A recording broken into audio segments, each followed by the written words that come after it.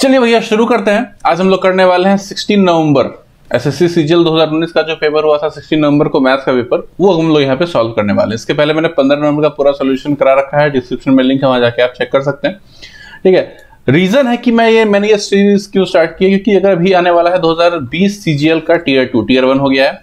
Tier 2 में अगर आप अच्छा स्कोर करना चाहते हैं तो सबसे पहली और सबसे बड़ी शर्त तो यह है कि पिछले 3 साल के जो टीयर 2 के क्वेश्चंस हैं वो आपके टिप्स पे होने चाहिए, लाइक 2018, 2019, ठीक है, और कुछ हद तक 2017 के जो क्वेश्चंस हैं वो 2017 काफी अलग आया था, लेकिन कुछ पार्ट उसमें है जो आपको पता होना चाहिए 2020 के लिए भी। ठीक है, तो मैं सब चीज का ख्याल रखूंगा, सब चीज मैं यहाँ पे करवा दूंगा विद इन अगले 1 महीने के अंदर। बहुत ज्यादा ऐसा नहीं कि एग्जाम तक पहुंचा दूंगा, 1 महीने के अंदर सारा मैं करवा दूंगा, तो परेशान आप मत होइएगा।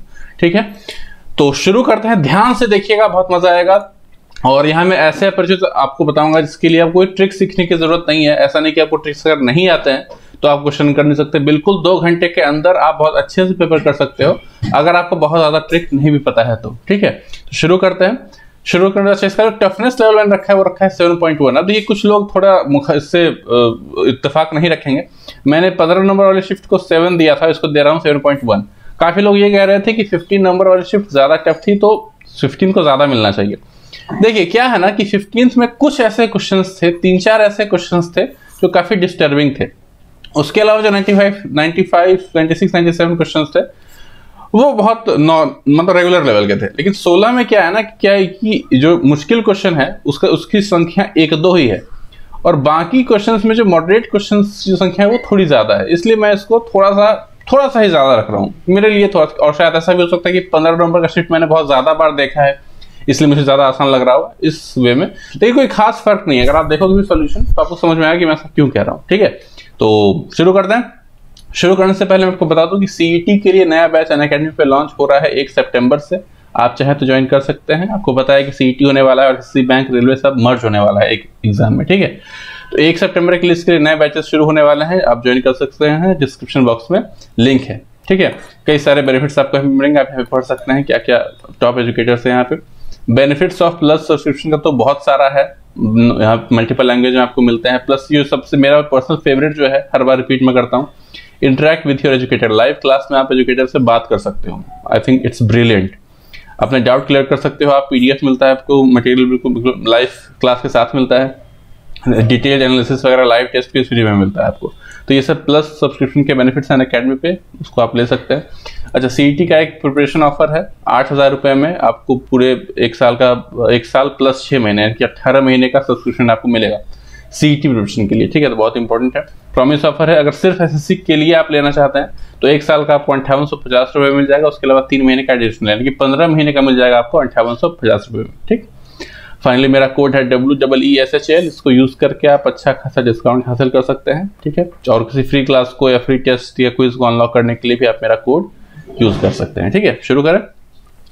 तो ये 16 नंबर का पहला क्वेश्चन, जिस पीडीएफ है आपको नीचे डिस्क्रिप्शन में मिल जाएगी। ठीक है, परेशान होने की बिल्कुल जरूरत नहीं। देखिए ये तो बहुत रेगुलर क्वेश्चन है, कई बार आ चुका है, तो रेगुलर मेथड से ही करना बेस्ट होता है। हालांकि कुछ केस में लोग इसको भी वैल्यू पुटिंग से करते हैं, लेकिन वो तब करते हैं जब ये जो रिक्वायर्ड नंबर हमें चाहिए वो हमारे अकॉर्डिंग हो, तो वो एक पर्टिकुलर केस से ओरिएंटेड हो तो। ठीक है, तो चलिए इसको हम लोग रेगुलर मेथड से ही करेंगे। हम लोग यहाँ साफ साफ दिख रहा है कि ये ए क्यूब प्लस बी क्यूब का यहाँ पे फॉर्मूला बन रहा है, तो मुझे पता होता है कि A cube plus B cube बराबर होता है A plus B bracket A square plus B square minus A B. तो इस पे हम इसको बिठाने की कोशिश करते हैं। यहाँ पे हमारा ए क्या होगा, ए होगा एक्स प्लस वाई, ए क्या होगा एक्स प्लस वाई, और b क्या होगा 2 × x माइनस वाई। ठीक, अब यहाँ पे पहले क्या है a प्लस बी करते हैं, a प्लस बी, तो अगर इन दोनों का ऐड करेंगे तो यहाँ हो जाएगा 3x माइनस वाई। जैसे ही 3x माइनस वाई आया तो मैं यही से कह सकता हूँ कि a की वैल्यू -1 होनी चाहिए, यहाँ जो a है इसकी वैल्यू -1 होनी जरूरी है। ठीक है, कोई बात नहीं, आगे बढ़ते हैं। अब आता है a स्क्वायर यानी कि x प्लस वाई का होल स्क्वायर।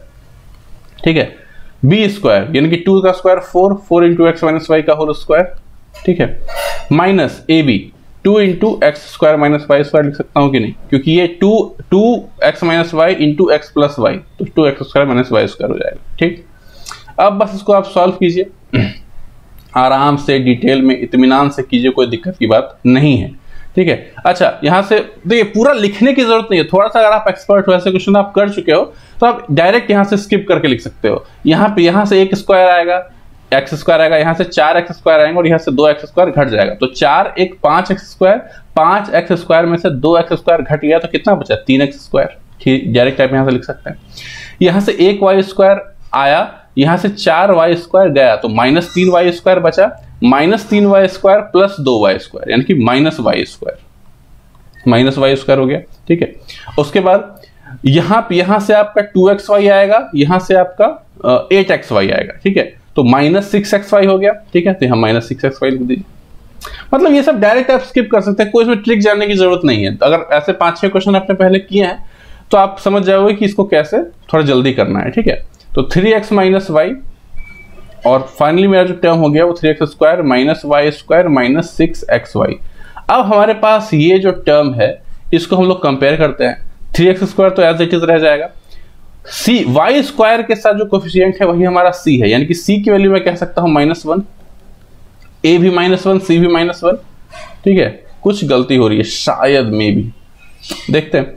अच्छा, b की वैल्यू क्या हो जाएगी, b की वैल्यू हो जाएगी -6, b की value -6, y square -5y square, sorry यहाँ पे 7 होगा, यहाँ पे +7y स्क्वायर होगा। ध्यान से देखिएगा आप लोग, यहाँ मैंने गलती, यहाँ मैंने -y स्क्वायर, यहाँ -4y स्क्वायर ले लिया था, यहाँ पे +7y स्क्वायर आएगा, आप लोग खुद कर लीजिएगा। ठीक है, यहाँ से एक y स्क्वायर यहाँ से आया, यहाँ से 4y स्क्वायर आए और यहाँ से और 2 y स्क्वायर ऐड हुआ। ठीक है, तो 4 2 6 1 7। ठीक है, वही लग रहा था कुछ गलती है। तो y स्क्वायर के c की वैल्यू क्या हो जाएगी, c की वैल्यू हो जाएगी 7, कोई दिक्कत की बात नहीं। ठीक, उसी तरह जो हमारी b की वैल्यू है, b की वैल्यू कितनी हो जाएगी -6, तो a + b + c यानी कि a क्या है -1, b क्या है -6 और c क्या है 7, तो 7 - 7 = 0। ऑप्शन नंबर ए सही हो गया। ठीक है, तो देखिए इस क्वेश्चन में गलती होने के चांसेस यही होते हैं कि जब आप थोड़ा सा स्टेप स्किप करने की कोशिश करते हो तो 100% एक्यूरेट आप कर पा रहे हो कि नहीं, इसमें थोड़ा इशू होता है। यहाँ भी ये इशू हुआ। ठीक है, कोई बात नहीं, आगे बढ़ते हैं। ये तो बेसिक सा क्वेश्चन है। cos 2θ + 54 बराबर sin θ है, तो आपको बतानी है कि इसकी वैल्यू क्या होगी। इसकी वैल्यू बताने के लिए मुझे पहले थीटा निकालना पड़ेगा, और थीटा निकालने के लिए मुझे पता है कि sin θ बराबर होता है cos 90 - θ, या फिर cos θ बराबर होता है sin 90 - θ। ये हमको पता है, बस यही यहाँ अप्लाई कर देंगे तो हम लोग यहाँ लिख सकेंगे कि इस sin θ को हम लोग cos 90 - θ लिख सकते हैं ना। बिल्कुल बिल्कुल लिख सकते हैं। मतलब cos से cos अगर हम काट दें तो लिख सकते हैं 2θ + 54 बराबर 90 - θ। ठीक है, 3θ बराबर 36, थीटा की वैल्यू क्या हो जाएगी 12। जैसे ही थीटा 12 हुआ तो मैं यहाँ लिख सकता हूँ 1/10 60, 12 × 60 होगा। ठीक है, और कॉसेक कितना, कॉसेक 30। tan 60 की वैल्यू क्या होती है √3, और कॉसेक 30 की वैल्यू क्या होती है 2। इसको रैशनलाइज करेंगे तो 2 - √3 हो जाएगा मेरा आंसर। यही मेरा ऑप्शन नंबर 2 हो गया करेक्ट आंसर। ठीक, आगे बढ़े, इजी था ना, कोई दिक्कत की बात नहीं। The circumference of a base of a right circular cone is 44 and its height is 24. The CSA of the cone is, तो सिंपल सी बात है, जब CSA कर्व सरफेस एरिया, वक्र पृष्ठ का क्षेत्रफल कहते हैं इसको, चाहिए तो उसके लिए फॉर्मूला होता है πRL। ये आपका रेडियस हो गया और ये हो गया स्लैंट हाइट, ये हमारी स्लैंट हाइट होती है। ठीक है, जिसको हम लोग रेडियस और हाइट की मदद से पाइथागोरस थ्योरम लगा के निकालते हैं। ठीक है, ये आपका L है, तो L² बराबर R² + H² होता है। ठीक, हाइट मुझे यहाँ पता है और यहाँ से भी मैं आराम से बता सकता हूँ कि अगर आपको पता होगा सर्कमफेरेंस अगर 44 होता है तो रेडियस 7 होता है। ठीक है, ये सब आपको ना करने की जरूरत नहीं पड़नी चाहिए, तो ये सब आपको याद होना चाहिए। ठीक है, अगर सर्कमफेरेंस 44 है तो 7 होना चाहिए, अगर सर्कमफेरेंस 88 है तो रेडियस 14 होना चाहिए। ठीक है, उसी तरह से एरिया के लिए भी होता है, एरिया अगर 154 है तो रेडियस आपका 7 होना चाहिए, अगर एरिया 616 है तो आपका रेडियस 14 होना चाहिए। ठीक है, तो ये सब वैल्यूज हैं, कुछ फिक्स वैल्यूज याद होनी चाहिए आपको। हर चीज आपको बच्चों की तरह करने की जरूरत नहीं, कोई ट्रिक सीखने की जरूरत नहीं है सब में, ना कोई ट्रिक होता है सब में। ठीक है, तो चलिए, तो इस क्वेश्चन में हमारा क्या हो गया कि यहाँ से हम लोग डायरेक्ट कह सकते हैं इस कोन का रेडियस क्या हो जाएगा 7 हो जाएगा, हाइट क्या हो जाएगी, हाइट हो जाएगी 24, और आपका L क्या हो जाएगा। तो यहाँ देखिए पाइथागोरियन ट्रिपलेट बन रहा है, ये आपका परपेंडिकुलर हो गया, मान लीजिए बेस हो गया, ये आपका परपेंडिकुलर हो गया, तो हाइट क्या हो जाएगा 7 और 24 के साथ ट्रिपलेट आता है 25। जो आपका स्लैंट हाइट होगा कैलकुलेट भी कर सकते हैं आप, तो 25 होगा। ठीक, अब आपको स्लैंट हाइट पता चल गया तो बस कैलकुलेट कर लीजिए, 25 × 7 ठीक है। 25 इंटू 7 ये आपका आर हो गया, पाई आर एल, ये पाई आपका हो गया, 7 से 7 कट गया और 550 आपका आंसर आ जाएगा, ऑप्शन नंबर 3। ठीक है, कोई दिक्कत की बात नहीं। देखिए जल्दी करने का तरीका, पहले 25 इंटू 20 कर लीजिए, 25 इंटू 20 500 होता है और 25 दूना फिर क्या होता है 50, तो 500 प्लस 50 550। ठीक है, ये सवाल बहुत इजी, वैल्यू पुटिंग से कर सकते हैं, कोई भी वैल्यू अपने मन से ले लीजिए, कोई दिक्कत की बात नहीं है। ठीक है, बस ऐसा मत लीजिए कि जो 0 इनफाइनाइट बनाए, उसके अलावा कोई वैल्यू ले सकते हैं। तो मैं 45 ले लेता हूँ उमन ऐसे केस में, तो 1 + 1 - 2 -4, ये कट गया तो -4 आपका आंसर हो गया। अगर लोग आपको बेसिक मेथड से भी करने की आदत है तो भी कोई बहुत ज्यादा टाइम आपको नहीं लगेगा। ठीक है, आपको बस करना ये है कि sec स्क्वायर ए प्लस जो cosec स्क्वायर है इसको 1 + tan स्क्वायर ए, ठीक, और इंटू 1 + cot स्क्वायर ए लिख देना है। ठीक है, अब बेसिक आपको मल्टीप्लाई कर दो, खुद काटा पीटी मच जाएगी और आंसर आपका जो है -4 आ जाएगा निकल के। ठीक है, आगे बढ़े। ये देखिए अच्छा क्वेश्चन एक आया, एवरेज क्वेश्चन है, एवरेज ऑफ 25 नंबर्स इज 54। 25 संख्याएं हैं, उनका जो एवरेज है वो 54 है। ठीक, पहले 13 संख्याएं हैं, उनका एवरेज 52.8 है और लास्ट के 13 जो है उनका एवरेज 62.8 है। अगर 13वां नंबर को छोड़ दिया जाए तो उनका एवरेज क्या होगा? तो देखिए पहला तो चैलेंज है कि 13वां नंबर निकालना। एक बात बताइए दोस्तों, अगर मैं 1 2 3 4 5 ऑब्जेक्ट का मैं 5 नंबर का एवरेज निकाल रहा हूं और कह रहा हूं कि पहले 3 नंबर का एवरेज फलाना है, आखिरी 3 नंबर का एवरेज ढिमकाना है। ठीक है, तो यहां आप गौर कर रहे हैं कि अगर दोनों को मैं ऐड करूंगा तो ये वाला नंबर 2 बार ऐड हो रहा है बिल्कुल। ठीक उसी तरह से 25 नंबर्स हैं, टोटल 25 नंबर्स हैं, लेकिन पहले 13 नंबर को अगर मैंने पिक किया, दूसरे केस में आखिरी 13 को अगर पिक किया, तो दोनों को अगर मैं ऐड करूंगा तो एक नंबर एक्स्ट्रा होगा, वो एक्स्ट्रा नंबर ही 13वां नंबर होगा। कोई दिक्कत की बात नहीं, क्योंकि 13वां नंबर ही जो होगा बिल्कुल बीचवां जो नंबर होगा वही 2 बार रिपीट होगा। तो उसको कैलकुलेट करने के लिए हम ये कर सकते हैं कि इन दोनों का एवरेज में से, ठीक है, टोटल 26 नंबर का जो एवरेज आ रहा है वो उसमें से 25 नंबर का एवरेज अगर घटा देंगे तो हमारा बात बन जाएगा। लाइक मैं कह रहा हूं कि 13 × 52.8 प्लस 13 × 62.2, ठीक है, ये टोटल आ गया, ये पूरा का पूरा आ गया, माइनस 25 × 54। अगर ये मैं कर दूंगा तो यही मेरा 13th नंबर होगा। क्या कोई दिक्कत की बात है? कोई दिक्कत की बात नहीं होनी चाहिए। ठीक, अब यही इसी को थोड़ा सा कैलकुलेट करने में थोड़ा सा दिक्कत लगता है, लेकिन इससे कोई मसला नहीं है। ठीक है, थोड़ा सा बताता हूं कैसे करना है। सबसे पहले तो आप यहाँ से डायरेक्ट मल्टीप्लाई मत कीजिए, 13 को ले लीजिए कॉमन। 13 को जैसे ही आपने कॉमन लिया तो यहाँ मुझे दिख रहा है 6 5 11 और 14 115 मुझे यहाँ पे साफ साफ बनता हुआ दिख रहा है। प्लस मैंने कहा था कि जब ऐसा मल्टीप्लिकेशन कभी डायरेक्ट मत कीजिए, तोड़ के कीजिए। तो 25 को पहले 50 से किया तो 1250 आया, 1250 में से 25 को 4 से किया तो 100 आया, तो टोटल 1350 आया। ठीक, इसको अगर मैं ऐसे करूं ओके, 13 × 5 = 65, हाथ में 6, 13 × 6 = 9, हाथ में 1, 13 हाथ में 6, 13 × 6 = 9, हाथ में 1, 1495 माइनस 1350 यानी कि 145, यानी कि 13वां नंबर जो है आपका वो है 145। अब आप मुझे ये बताइए दोस्तों, क्या कह रहा है कि अगर 13वां नंबर जो है उसको एक्सक्लूड कर दिया जाए तब क्या होगा आपका एवरेज? अगर एवरेज निकाला जाए 13वां नंबर को हटा के, तो क्या करेंगे उसके लिए? मुझे पता है कि पहले सारे नंबर का सम क्या था, ये था, यानी कि 1350 था। तो 1350 में अगर मैं 145 माइनस कर दूं, यानी कि 13वां नंबर माइनस कर दूं और नीचे का अपॉन 24 कर दूं, तो यही तो मेरा आंसर होगा। ठीक, आप कैलकुलेट कीजिए, आपका आंसर आएगा ये। ठीक है, बात समझ पा रहे हैं कि नहीं? क्यों मैंने ये प्रोसेस क्यों किया? ये प्रोसेस मैंने 13वां नंबर निकालने के लिए किया, क्योंकि 13वां नंबर ही 2 बार रिपीट हो रहा है। ठीक है, जिसके वजह से जो हमारा एक्चुअल एवरेज है उससे हमें थोड़ा ज्यादा टोटल में जो सम है सारे नंबरों का वो ज्यादा आएगा। ठीक है, 145 ज्यादा आया, यानी कि 145वां ही 13वां नंबर है कि एक बार वो फाजिल बेकार में ऐड हो गया था, यानी कि 13 नंबर की वैल्यू 145। इजी क्वेश्चन आप लोगों ने कर रखा होगा ऐसा क्वेश्चन, ज्यादा इसमें एक्सप्लेनेशन की जरूरत नहीं है। ठीक है, आगे बढ़े। ये सवाल बहुत अच्छा है सवाल, और मतलब बेसिक है, कोई दिक्कत की बात नहीं। देखिए ऐसे क्वेश्चन में वैल्यू पुटिंग आप बिल्कुल कर सकते हैं, बस शर्त रखिए ये है कि ऑप्शन सेम नहीं आने चाहिए। ठीक है, तो पहले आप कीजिए 45, मान लीजिए अगर मैं ले रहा हूं, मान लीजिए मैंने 45 लिया, तो देखिए कि क्या कोई सेम तो नहीं आ रहा है। ये √2 आ रहा है, ये √2 आ रहा है, ठीक है, ये आपका √2 आ रहा है, ठीक है, और ये आपका 2√2 आ रहा है। ठीक है, तो यहाँ देख रहे हैं 3 ऑप्शन मेरे सेम हो गए, तो 45 नहीं ले सकता। अब आप फिर कुछ फिगर आउट कीजिए, मान लीजिए 0 ले रहे हैं, 0 लेते हैं, 0, तो 0/, जीरो, अगर जीरो लेंगे तो फिर ये इंडिटरमिनेट हो जाएगा। ठीक है, तो बात वही है कि वैल्यू पुटिंग हर बार सक्सेसफुल नहीं होती है, और मैं तो कहता हूं कि अधिकतर बार अब सक्सेसफुल नहीं आपको दिखेगी। ठीक है, अधिकतर क्वेश्चन में आपको बेसिक मेथड से ही करना होता है। ठीक, तो ये माइंडसेट आप बना के जाए। आप लकी हैं तो ठीक है, वैल्यू पुटिंग के वाले क्वेश्चन आ जाएंगे और आप कर लीजिएगा, लेकिन ये बेसिक तरीका आपके मन में क्लियर होना चाहिए।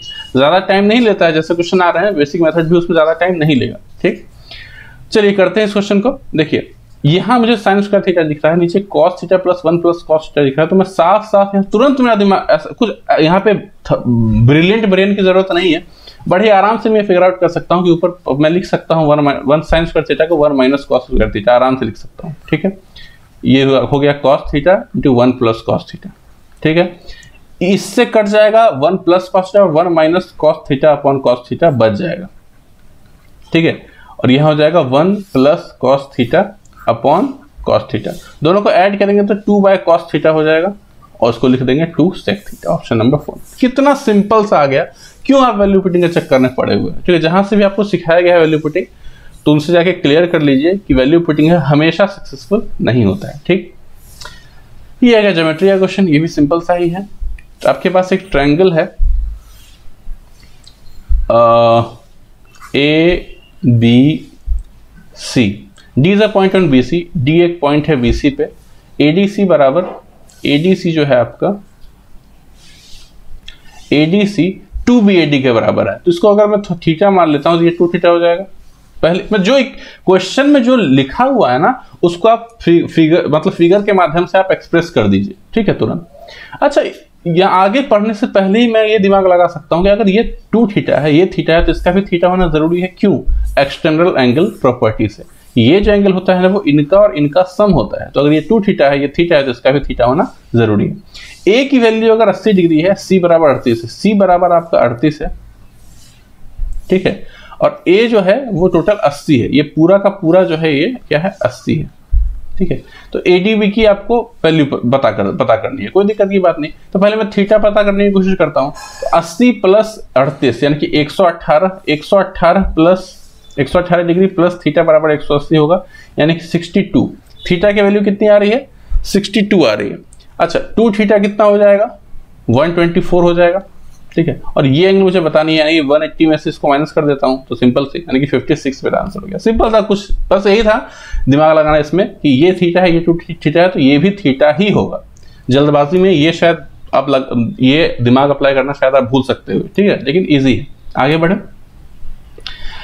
एफिशिएंसी का रेशियो दे रखा है ए और बी, मतलब कि ए और बी की जो क्षमता का अनुपात है वो 7:5 है, इसलिए ए पढ़ने में ज्यादा इफेक्टिव हो, ज्यादा एफिशिएंट होगा, बी उतना नहीं होगा शायद। वर्किंग टुगेदर मतलब हार्ड वर्क कितना किया, कितना देर काम किया है, उससे मतलब नहीं है। Efficiency is based on capacity, आपकी कैपेसिटी कितनी है, आप कितना प्रोड्यूस कर सकते हो। ठीक है, तो ए और बी की एफिशिएंसी है 7:5। Working together they can complete the same work in इतना डेज। इसको हम लिख सकते हैं 35/2, और टुगेदर यानी कि 7 + 5 यानी कि 12, दोनों की एफिशिएंसी को मैंने ऐड कर दिया और उसको टाइम से मल्टीप्लाई कर दिया तो टोटल वर्क मुझे मिल जाता है। ठीक है, अब क्या करा, A alone will complete 60% of the same work, ये टोटल वर्क है तो इसका 60% क्या हो जाएगा, इसके करने के लिए मैं 3/5 से मल्टीप्लाई कर सकता हूँ, ये हो गया 60% वर्क। अब ये पूरा किसको करना है? ए को करना है, तो ए का जो एफिशिएंसी है उसको नीचे लिख दीजिए, काम खत्म, आंसर मेरा आ जाएगा। 5 से 5 कट गया, 5 से 5 कट गया, 2 से 6 कट गया, 6 × 18 आ गया आंसर। कोई दिक्कत की बात, बहुत ईजी। आगे बढ़े। फिर ये एलिगेशन का सिंपल सा question, in what ratio sugar costing 40 per KG mixed with sugar costing 48 per KG so as to earn a profit of 20% by selling the mixture at 54 per KG. ठीक है, कहने का मतलब कि एक मिक्सचर है 40 रुपया पर केजी, एक मिक्सचर है 48 रुपया पर केजी, तो 54 रुपया पे बेचने पे 20% का फायदा होता है। ठीक है, यानी कि उसका जो मिक्सचर का जो बना होगा कॉस्ट प्राइस वो कितना बना होगा, वो मैं कैलकुलेट कर सकता हूँ यहाँ से। तो ये 20 है, एक कि ये 5:6 हुआ होगा, 6 की वैल्यू है 54, तो 5 की वैल्यू कितनी होगी 45, यानी कि एक्चुअल में जो मिक्सचर बना होगा उसकी जो कॉस्ट प्राइस होगी एक्चुअल में वो 45 होगी। अब वो 54 में अपने फायदे के लिए बेच रहा है, सब लोग ये काम करते हैं, तो कोई बात। तो बस एलिगेशन लगाइए, 45 - 58 हो गया 3, और 45 - 40 हो गया 5, 3:5, यानी कि 3:5 के अनुपात में उसको मिलाना होगा। ठीक है, और फर्दर ये जो 20% प्रॉफिट के लिए उसको 54 में बेचना होगा। तो ऑप्शन नंबर ए हो गया मेरा करेक्ट आंसर। सिंपल था एलिगेशन, कुछ भी नया नहीं था। ठीक, ये देखिए ये क्या ये भी एक रीजन था इस क्वेश्चन का भी कि जल्दबाजी में क्वेश्चन आप गलत कर सकते हैं, और 15 नंबर में जो हाइट एंड डिस्टेंस का क्वेश्चन आया था वो सिंपल आया था। इसमें लेकिन थोड़ा सा अच्छा है ये, ठीक है, उतना फर्जी नहीं।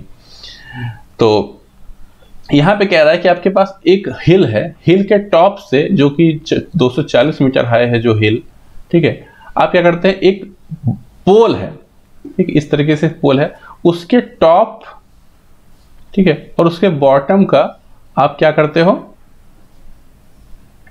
एंगल ऑफ डिप्रेशन देखते हो, तो वो 30 और 60 है। यानी कि ऑब्वियस मैं कॉमन सेंस से कह सकता हूं कि ये 30 होगा, ये क्वेश्चन में मेंशन करने की जरूरत है, ये 60 होगा क्योंकि ये साफ साफ मुझे ज्यादा दिख रहा है, ठीक है। ऑब्वियसली जब मैं नीचे देखूंगा, ज्यादा, ठीक है, तो ये ऑब्वियसली बड़ा होगा इससे। ये अब आपका दिमाग, इतना आपको दिमाग लगाना चाहिए हाइट एंड डिस्टेंस में, ठीक है, कोई इसमें ट्रिक या रॉकेट साइंस नहीं है किसी तरह का। अच्छा एक बात मुझे बताइए, ये पूरा है 240, ये पूरा है यहाँ से यहाँ तक है 240 और ये है 60 डिग्री। मैंने आपको बताया था कि ऐसे ट्रायंगल में जो साइड का रेशियो होता है वो होता है √3 और ये होता है 1, ठीक है।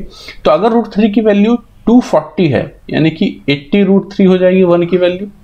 भाई तो √3 की वैल्यू 240 है तो 1 की वैल्यू के लिए क्या डिवाइड करेंगे तो 80 √3 आएगा। तो यह मैं कह सकता हूं कि इसकी वैल्यू होनी चाहिए 80 √3 जरूरी है। अगर ये 80 √3 है तो ये भी 80 √3 ही होगा, ये भी, ठीक।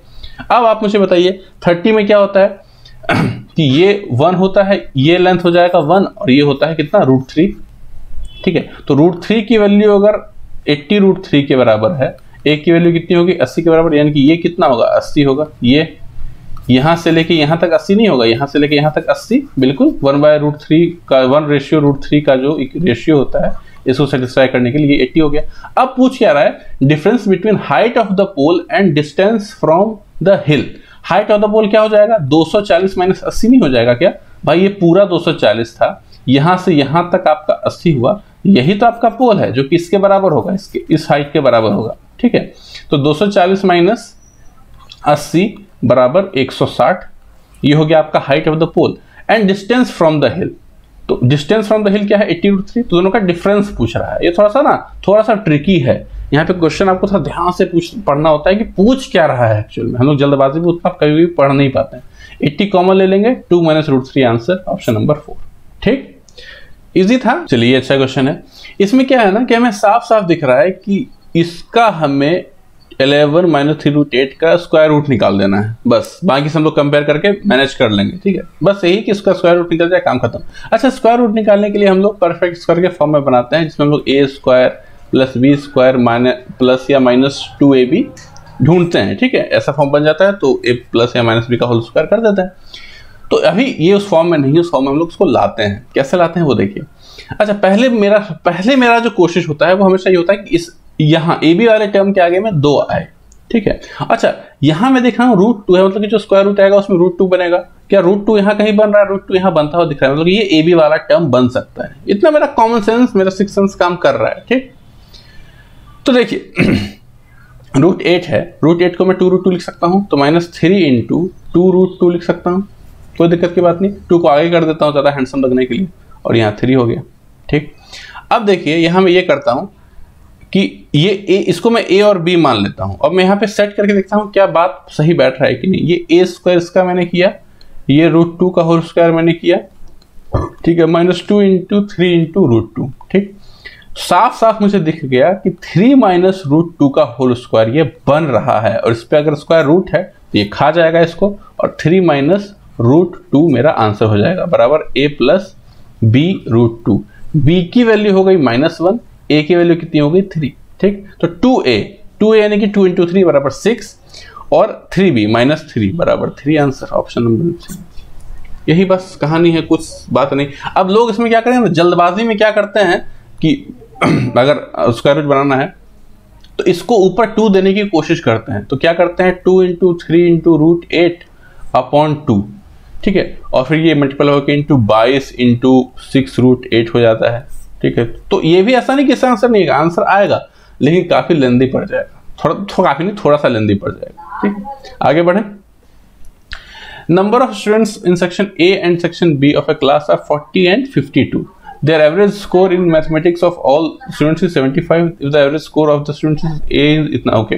तो A का जो है एवरेज स्कोर वो B से 20% ज्यादा है, यानी कि A का मान अगर B का मैं 5 मानूं तो ए का कितना होगा 6। अब क्योंकि ये तो रेशियो की बात हुई ना, ये तो 5:6 रेशियो होगा, लेकिन मुझे एक्चुअल नंबर चाहिए, तो यहाँ मुझे एक वेरिएबल पुट करना पड़ेगा। तो इसको 6a और 5 में मान लेता हूँ थोड़ी देर के लिए, ठीक। अच्छा, टोटल क्लास का एवरेज कितना है 75। ये इंडिविजुअल ए का हुआ, ये इंडिविजुअल बी का हुआ, और टोटल क्लास का है 75। अब स्टूडेंट्स का रेशियो क्या है वो मैं यहाँ से कैलकुलेट कर सकता हूँ। देखिए दिमाग यही है दोस्तों यहाँ पे, यहाँ पे आपको नंबर दे रखा है, हमें अमूमन क्या चाहिए होता है, नंबर चाहिए होता है, तो रेशियो की मदद से हम लोग नंबर निकालते हैं। यहाँ पे नंबर दे रखा है, लेकिन नंबर की मदद से हम लोग यहाँ पे रेशियो निकालेंगे, उल्टा हो रहा है यहाँ पे। तो थोड़ा सा unusual, out of the box जब कुछ करना पड़ता है तो आपका दिमाग शायद बहुत यूजुअली काम करे नहीं करे, लेकिन रिलैक्स अगर आप रहोगे हॉल में तो कर लेगा, ठीक, कोई दिक्कत की बात नहीं। तो 10 चौक 40, ए में है 40, यानी कि ये हो जाएगा 10 और ये कितना हो जाएगा 13 रेशियो, ठीक है। तो बस इसको इससे मल्टीप्लाई करो 68, इसको इससे मल्टीप्लाई करो 65 है अपॉन 13 प्लस 10 23 बराबर 75, सिंपल सी बात। तो 125a बराबर 23 गुना 75। मुझसे पूछ क्या रहा है, average score of students B, यानी कि मुझे 5a की वैल्यू चाहिए, तो मैं नीचे जो है 25 ले जाता हूं और 5 यही छोड़ देता हूं, कोई दिक्कत की बात नहीं। 5a की वैल्यू क्या हो जाएगी 25 दिया 75, 23 दिया 69, option number 3 answer. Very easy, कोई दिक्कत की बात नहीं। देखिए बस यहाँ पे एक इश्यू था ना, इस बार के क्वेश्चंस में 19 में जो क्वेश्चन पूछे उसमें ये चीज इंट्रोड्यूस की गई थी कि 20% ज्यादा वाला कंसेप्ट, तो ये ना थोड़ा सा कंफ्यूज कर रहा था कि ये क्या है, मतलब समझ में नहीं आ रहा है, और कई सारे क्वेश्चंस में ये देखने को मिला, ठीक। चलिए ये क्वेश्चन थोड़ा ठीक है। इसमें क्या कहता है कि एक डीलर है वो अपने गुड्स को कॉस्ट प्राइस के 40% ऊपर मार्क कर लेता है। तो मान लेते हैं कि उसके जो गुड्स होगा उसका कीमत होगी 100 रुपए, ठीक है। अब क्या कहता है कि वो ही सेल 60% ऑफ द गुड्स, जहां मुझे 60% ऑफ द गुड्स दिख गया तो मुझे गुड को भी कुछ मानना पड़ेगा, गुड को ही मैं 100 ही मान लेता हूं। तो मान लेता हूं कि 100 गुड्स उसने खरीदे, हर गुड की कीमत 100 रुपए है, तो टोटल खर्च कितना हो जाएगा 10,000, ठीक है। तो आप ये भी कर सकते हैं कि 100 गुड खरीदे, सबकी कीमत 100 है, यानी कि 1-1 रुपए से कमा सकते हैं, लेकिन थोड़ा कैलकुलेटिव होने का डर है, इसलिए मैंने पूरा ही मान लिया, ठीक है। तो टोटल उसका 10,000 रुपया खर्च हुआ, ठीक है। अब मान लीजिए क्या करना है कि 60% ऑफ द गुड्स, यानी कि 100 का 60% यानी कि 60 होता है, are the mark price giving 10% discount. कहने का मतलब कि 40% अबव पे वो बेच रहा था ऑलरेडी, मार्क प्राइस जो उसने रखा था 140 रखा था, ठीक है, क्योंकि 100 था सीपी, 40% ज्यादा 140 हो गया आपका एमपी। 10% का डिस्काउंट, 10% का डिस्काउंट अगर 140 पे आपका होगा तो वो होगा आपका 126 के बराबर। ये देखिए आपको टाइम बहुत ज्यादा नहीं लगना चाहिए दोस्तों। देखिए 10% का डिस्काउंट मतलब क्या कि 10 से घट के 9 होना चाहिए। 10 की वैल्यू अगर 140 है तो 9 की वैल्यू क्या हो जाएगी 14 9 126, ठीक है। तो ये मैंने डायरेक्ट किया 126। आगे क्या बोल रहा है, and the rest by giving 50% discount. Rest कितना बच गया 40, उसमें कितना का डिस्काउंट देना है उसको 50% का। 50% कहने का मतलब कि 140 अगर एमपी था तो सेलिंग प्राइस कितना हो जाएगा 70 हो जाएगा, ठीक है। 26 तो 26 हाथ में 3 6 12 3 हाथ में 1 6 का 7 5 6 0 प्लस 2800, ठीक है। 0 6 8 5 हाथ में 1 7 2 9 1 10, यानी कि 10,000 रुपए टोटल इसके खर्च हुए थे और 10,360 रुपया टोटल इसने कमाया, बेच के कमाया, यानी 360 रुपए का बेनिफिट, साफ साफ मुझे प्रॉफिट 3.6% का दिख रहा है यहाँ पे, ठीक है। कैलकुलेट करने की जरूरत नहीं है, ठीक है। तो मामला क्या हो रहा है, एक प्रॉपर बिजनेस डील वो कर रहा है, ठीक है। कोई सस्ते कीमत पे लाया, उसको बढ़ा के मार्केट प्राइस पे कर दिया, उसमें से 60% गुड्स को उसने 10% डिस्काउंट पे बेच दिया और बाकी बचे हुए गुड्स को 50% डिस्काउंट पे बेच दिया। टोटल इसका प्रॉफिट क्या, बिल्कुल सिंपल ट्रेड है, बेस्ड क्वेश्चन है, कोई मुश्किल नहीं है, ठीक। आगे बढ़े, पिछले बार भी काफी क्वेश्चन आए थे इस कॉन्सेप्ट पर रिलेटेड। क्या बोल रहा है, total number of students specializing in A and B exceeds the total number of students specializing in C and D by X which lies between. तो भाई सिंपल है, ए, ये एक पाई चार्ट का क्वेश्चन है, तो ए और बी का ऐड कर दो तो 8, ठीक है, 6 136.8, ए और बी का जो है 136.8 आया, और सी एंड डी, सी और डी 126, सी प्लस डी की वैल्यू कितनी हो जाएगी 126, ठीक। डिफरेंस कितना है 10.8 का, 10.8 का डिफरेंस है। टोटल कितना होगा, टोटल 360 नहीं होगा क्या, बिल्कुल होगा, और इसको मल्टीप्लाई कितने से करना होगा 2100 से, 2100 ही आपका टोटल स्टूडेंट्स है। तो डेसिमल खत्म हो जाएगा, ये खत्म हो जाएगा, इसका दोनों जीरो खत्म करने के लिए 36 दिया 78 से 21 दिया 63 मेरा आंसर होगा, जो कि 60 और 65 के बीच में लाई करता है। सिंपल क्वेश्चन, आगे बढ़े। चलिए ये दोस्तों क्वेश्चन बहुत अच्छा है। इसमें क्या है, circumference of a cylindrical base of a cylindrical vessel is this and height is this, how many litres of water can it hold. तो एक तरह से वॉल्यूम निकालना है हमें, ठीक। तो 2 पाई r सिलिंड्रिकल वेसल है, उसका बेस क्या होता है, सर्कल होता है, उसका रेडियस, उसका सर्कमफेरेंस जो दे रखा है 1584/10, ठीक। तो हमें ये कोई जनरल वैल्यू नहीं है, तो मुझे कैलकुलेट करना पड़ेगा। करते हैं कैलकुलेट। 11 चक 44, 11 1 11, 11 चक 44, 11 चक 44, 4 36। तो 36 × 7/10। मैं पूरा भी कैलकुलेट नहीं करूंगा, इतना मैं छोड़ देता हूं, शायद मुझे आगे, क्योंकि आर मुझे नहीं निकालना, मुझे वॉल्यूम निकालना है, ठीक है। तो उतना करने की जरूरत नहीं है फिलहाल। चलिए, वॉल्यूम का फॉर्मूला क्या होता है, पाई 36 × 7/10, 36 × 7/, मैं लिख सकता हूं ना, ऐसे कोई दिक्कत की बात नहीं। और यहां मैं लिखता हूं आपका 1 मीटर। अच्छा एक बात बताइए कि ये जो मुझे आ रहा है सेंटीमीटर में आ रहा है, ठीक है। तो इसको मैं इक्वेट करने के लिए, नॉर्मल करने के लिए, ये 10,000 से डिवाइड करूंगा लीटर्स में बदलने के लिए, ठीक है, मीटर क्यूब में बदलने के लिए, ठीक है। तो ये हो गया मीटर क्यूब, मीटर स्क्वायर में, और मीटर स्क्वायर से फिर ये पूरा हो गया मीटर क्यूब में, और इसको लीटर में बदलने के लिए 1000 से मल्टीप्लाई करूंगा। नहीं समझ में आया ना? देखिए, सेंटीमीटर स्क्वायर को मीटर स्क्वायर में चेंज करने के लिए आपको 10,000 से डिवाइड करना पड़ता है, ठीक है। और मीटर क्यूब को लीटर में बदलने के लिए 1000 से मल्टीप्लाई करना पड़ता है। ये याद रखिएगा, वेरी इंपॉर्टेंट, ठीक। तो 3000 से 3 घट गया, तो ज्यादा कुछ फर्क ये क्रिएट कर नहीं पाएगा। 7 से आपका 7 कट गया, ठीक है। तो 22 × 36 × 36 × 7, नीचे आपका तो 0 0 0, तो उससे उतना लेना देना है नहीं। 22 7 154 और 36 × 1296। तो कैलकुलेट कर लेते हैं। थोड़ा सा यहाँ पे गंदगी हो गई है, कोई बात नहीं, थोड़ा सा इरेजर ले लेता हूँ। ओ सॉरी, क्या आ रहा था, 154 × 1296, राइट। देखिए कैसे करना है कैलकुलेट, बता रहा हूँ। पहले आपको 154 लिखना है, उल्टा मैं करता हूँ, जैसे कि आप लोग ऐसे करते हो ना, 1296 154, ठीक है। बट अब मैं ऐसे नहीं करता हूँ, थोड़ा सा ट्रेन कर लिया मैंने अपने आप को। तो एक बार में हो गया 154, और 154 × 2 क्या हो जाता है, 308 हो जाएगा। इतना तो मैं कॉमन सेंस लगा सकता हूँ। 1540, 15 9 1350, 1350 और 36, 1350 और 36 यानी कि हो गया 1386, ठीक है, कोई दिक्कत की बात नहीं। अब उसके बाद 15 6 90, 936, ठीक। 6 9 8 8 16 9 25 के 5 हाथ में 2, 4 7 8 9 5 8 9, ठीक है। एग्जैक्टली मुझे 4 आ गया आंसर। अब देखिए ये कैलकुलेशन आप करोगे तो आपको टाइम लगेगा, लेकिन अब मुझे 154 का टेबल नहीं याद था, लेकिन मैंने कैलकुलेट करके जल्दी कर लिया, ठीक है। तो बस यही है दोस्तों। और यहाँ पे क्या है ना, वैल्यू बहुत क्लोज है। यहाँ पे आप अप्रोक्सीमेशन नहीं लगा सकते हैं, यहाँ आप डिजिटल सम नहीं लगा सकते हैं, यहाँ आप यूनिट डिजिट नहीं लगा सकते हैं, यहाँ आपको करना ही पड़ेगा, ठीक है। तो कुछ क्वेश्चन जो ये सारे टीचर्स आपको क्लास में नहीं कराएंगे, लेकिन कुछ चीजें होती हैं जो आपको खुद करना पड़ता है, ठीक। आगे बढ़े, ओके। चलिए दोस्तों, ये भी क्वेश्चन काफी अच्छा है। इस टाइप के क्वेश्चन थोड़े से इरिटेटिंग होते हैं, ठीक है, लेकिन ये भी अच्छा क्वेश्चन है, खराब नहीं है, बहुत ज्यादा मुश्किल नहीं है। देखिए, हेमिस्फेरिकल टैंक है, ये पानी से भरा हुआ है, इसको एक पाइप खाली कर रहा है 7.7 लीटर पर सेकंड के हिसाब से। तो आपको पूछ रहा है आपसे कि 2/3 पार्ट ऑफ द टैंक कितने घंटे में खाली करेगा वो पाइप। अगर दिया हुआ है कि टैंक का जो इंटरनल रेडियस है वो इतना है, तो पहले मैं वॉल्यूम निकाल लेता हूं। तो हेमिस्फेयर का वॉल्यूम क्या होता है, 2/3 पाई r क्यूब, 2/3 पाई r क्यूब। r क्या है, r है आपका 21/2 यानी कि 10.5। फ्रैक्शन में चेंज कर लेते हैं, थोड़ा सा आसानी हो जाएगा, ठीक। इसका 2/3, देखिए पूरे वॉल्यूम का 2/3 खाली करना है, ठीक। अच्छा, ये तो पूरा आपका मीटर क्यूब आ गया। इसको अगर मैं लीटर में चेंज करना चाहूँ, क्योंकि जरूरी है, मुझे टाइम निकालना है, जो खाली कर रहा है लीटर के हिसाब से कर रहा है, मीटर क्यूब के हिसाब से नहीं कर रहा, तो उसको लीटर में चेंज करना पड़ेगा। तो इतने लीटर्स हो गया उसका वॉल्यूम, ठीक। अब क्या है कि 7.7, तो 7 इसको इससे मैं कर देता हूँ, 10 चला जाएगा ऊपर, ठीक है। अब ये कितना हो गया, ये हो गया सेकेंड्स, इतने सेकेंड्स। लेकिन सवाल में पूछ रहा है आवर्स में, ध्यान से देखिए, यहाँ पे ये आपको ध्यान देना होता है, आवर्स में पूछ रहा है कितना घंटा लगेगा।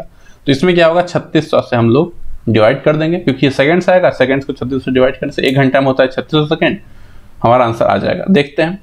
तो सबसे पहले तो 7 दिया 21, 21 खत्म हो गया। देखने में मुश्किल लग रहा है, बट है नहीं मुश्किल। 2 2 2 2, ठीक है। 3 7, 7 से ये 11, 11 से ये 22, 2, ये खत्म हो गया, ठीक है। अब बचा क्या, ये 2 से ये खत्म हो गया, ये खत्म हो गया। 2100/36, 2100/36 आपका बचा, ठीक है। तो 6 छक 36 कर देते हैं और 350 हो जाएगा, ये हो जाएगा 175/3, ऑप्शन नंबर 3 आंसर। ठीक, देखिए आराम से रहना है, क्या बहुत भर देखने में बड़ा लग रहा था कि कुछ कैलकुलेशन है इसमें, कुछ नहीं, बिल्कुल सिंपल सा 5-7 सेकंड में हो गया कैलकुलेशन, वो भी हम लोग उतना जब सीरियसली नहीं कर रहे हैं तब। ठीक है, तो बस यही है कि कुछ भी मुश्किल नहीं है आज के टाइम में, बस आपको काम रहने की जरूरत है। ये क्वेश्चन अच्छा है, ये सही में अच्छा है, ये mensuration question. A cylindrical roller made of iron 1.2 meter long, its internal radius is 24 centimeter and the thickness of the iron sheet used in making the roller is 15 centimeter। एक हॉलो सिलेंडर का concept है यहाँ पे। तुरंत आपको question पढ़ते ही आपको figure दिमाग में आ जाना चाहिए कि ये किस चीज का इस्तेमाल कर रहा है। अलग अलग फिगर्स में पता है 3D मेंसुरेशन में, ठीक है, उसमें से किसका इस्तेमाल हो रहा है वो मुझे पता। ये एक हॉलो सिलेंडर की बात कर रहा है, इसकी जो लंबाई है 1.2 मीटर ऑलरेडी दे रखी है, इंटरनल रेडियस है 24 सेंटीमीटर, ये है 24 सेंटीमीटर, थिकनेस है 15 सेंटीमीटर, यानी कि मैं कह सकता हूँ कि एक्सटर्नल रेडियस जो है वो 39 सेंटीमीटर हो जाएगी, 24 + 15, कोई दिक्कत की बात नहीं। ठीक, अब क्या कहता है उसका भार क्या होगा, अगर 1 सेंटीमीटर क्यूब का भार 8 ग्राम है, तो इससे कोई दिक्कत की, फिर यहाँ पे केजी में पूछ रहा है, तो वॉल्यूम निकाल दो, उसको 8 से मल्टीप्लाई कर दो और 1000 से डिवाइड कर दो, आंसर आ जाएगा। तो वॉल्यूम निकालना ही चैलेंज है, तो करते हैं वॉल्यूम। तो पाई, ठीक है, आर स्क्वायर कैपिटल, पहले बड़ा एक्सटर्नल रेडियस यानी कि 39 square minus 24 square, hollow cylinder का फॉर्मूला पता है ना, और एच कितना है 120, यहां में सेंटीमीटर में फिलहाल मैं डील कर रहा हूं। ठीक है, तो सेंटीमीटर क्यूब आ गया ये पूरा मुझे आंसर, ये मुझे क्या आ गया, वॉल्यूम आ गया। ठीक, लेकिन दोस्तों यहां ध्यान रखिएगा, अगर आपने ऑप्शन शुरुआत में नहीं देखे ना तो आपको बहुत दिक्कत होगी। आप क्या करोगे, ऑप्शन देखोगे नहीं, सीधा पाई को इन्वॉल्व कर दोगे इसमें, पाई को अलग रखना है, ध्यान रखिएगा। इससे अगर आपने ऑप्शन देख लिया, जल्दी देखा, तो आपका समय भी बचता है। ठीक है, अभी आप क्या करोगे, आप ऑप्शन नहीं देखते, पूरा आप कर लेते, फिर आपका आंसर नहीं आता, फिर आप करते, मतलब बहुत दिक्कत हो जाती। ठीक है, तो यहाँ पे इसको अब क्या, ये वॉल्यूम निकल गया, वॉल्यूम में अगर मैं 8 से मल्टीप्लाई कर दूं यानी कि डेंसिटी से, तो ये हमारा डेंसिटी यही होता है 8 ग्राम पर सेंटीमीटर क्यूब, यही दिया हुआ और यही हमारा डेंसिटी है। ठीक है, डेंसिटी इंटू वॉल्यूम बराबर मास होता है, ये हमारा मास। अब हम क्या चाहिए, हमें इसको केजी में चाहिए, तो केजी से 1000 से डिवाइड कर दिया, काम खत्म। अच्छा, 39 + 24 क्या होता है, 39 - 24 तो 15 होता है, प्लस 24 होता है 63, 63 इंटू 120 इंटू 8 अपॉन 1000। ठीक, ये अभी हमारा होता है केजी। देखते हैं आता है कि नहीं, तो 0 से 0 कटा यहाँ पे। ठीक है, और मुझे कुछ कटता हुआ दिख नहीं रहा, 120 गुना 12 गुना 63 यानी कि 144 गुना 63। ठीक है, साफ साफ मुझे दिख रहा है कि यूनिट डिजिट में वो 2 होना चाहिए, 2 मुझे हालांकि सिर्फ एक में ही दिख रहा है, कोई दिक्कत की बात नहीं, थोड़ा आगे कर लेंगे। ठीक है, तो 144 गुना 63 करना है। फिर मैं वही कर रहा हूँ जैसा मैं बताया था मैंने लास्ट क्वेश्चन में, 63 × 63, 63 चौका 252 होता है, 63 चौका 252 हो जाएगा। यहाँ भी 2 7 5 8 2 10 के 0 हाथ में 1 6 7 8 9 907.2, ऑप्शन नंबर मेरा 4 आ गया आंसर। ठीक है, तो मतलब it was not a very easy question, लेकिन एकदम मॉडरेट क्वेश्चन है अगर आपका दिमाग शांत है तो। नहीं है तो फिर आप कुछ ना कुछ गलती कर ही दोगे यहाँ पे। ठीक है, यहाँ तो शायद गलती करने के चांसेस कम थे, लास्ट क्वेश्चन में जो 3600 से डिवाइड करना था, अब ये जरूर करना भूल जाओगे, मतलब सिर्फ इसके वजह से आंसर ड्रास्टिकली चेंज हो जाएगा, ड्रास्टिकली, क्योंकि यहाँ पे 1000 का टाइम रहता तो नंबर्स मुझे दिख जाते, लेकिन यहाँ पे 3600 है तो ये नंबर्स को भी चेंज कर देगा। तो क्वेश्चन पढ़ना सबसे जरूरी है, क्या पूछ रहा है ये जानना उससे भी ज्यादा जरूरी है। ठीक है, और उससे भी ज्यादा कुछ मैं बोलूं तो ऑप्शन देखना जरूरी है। ठीक है, आगे बढ़े, चलिए अगला question. Rate of interest for the first 2 years is 6% per annum, for the next 3 years 10% per annum, and for the period beyond 5 years is 12% per annum।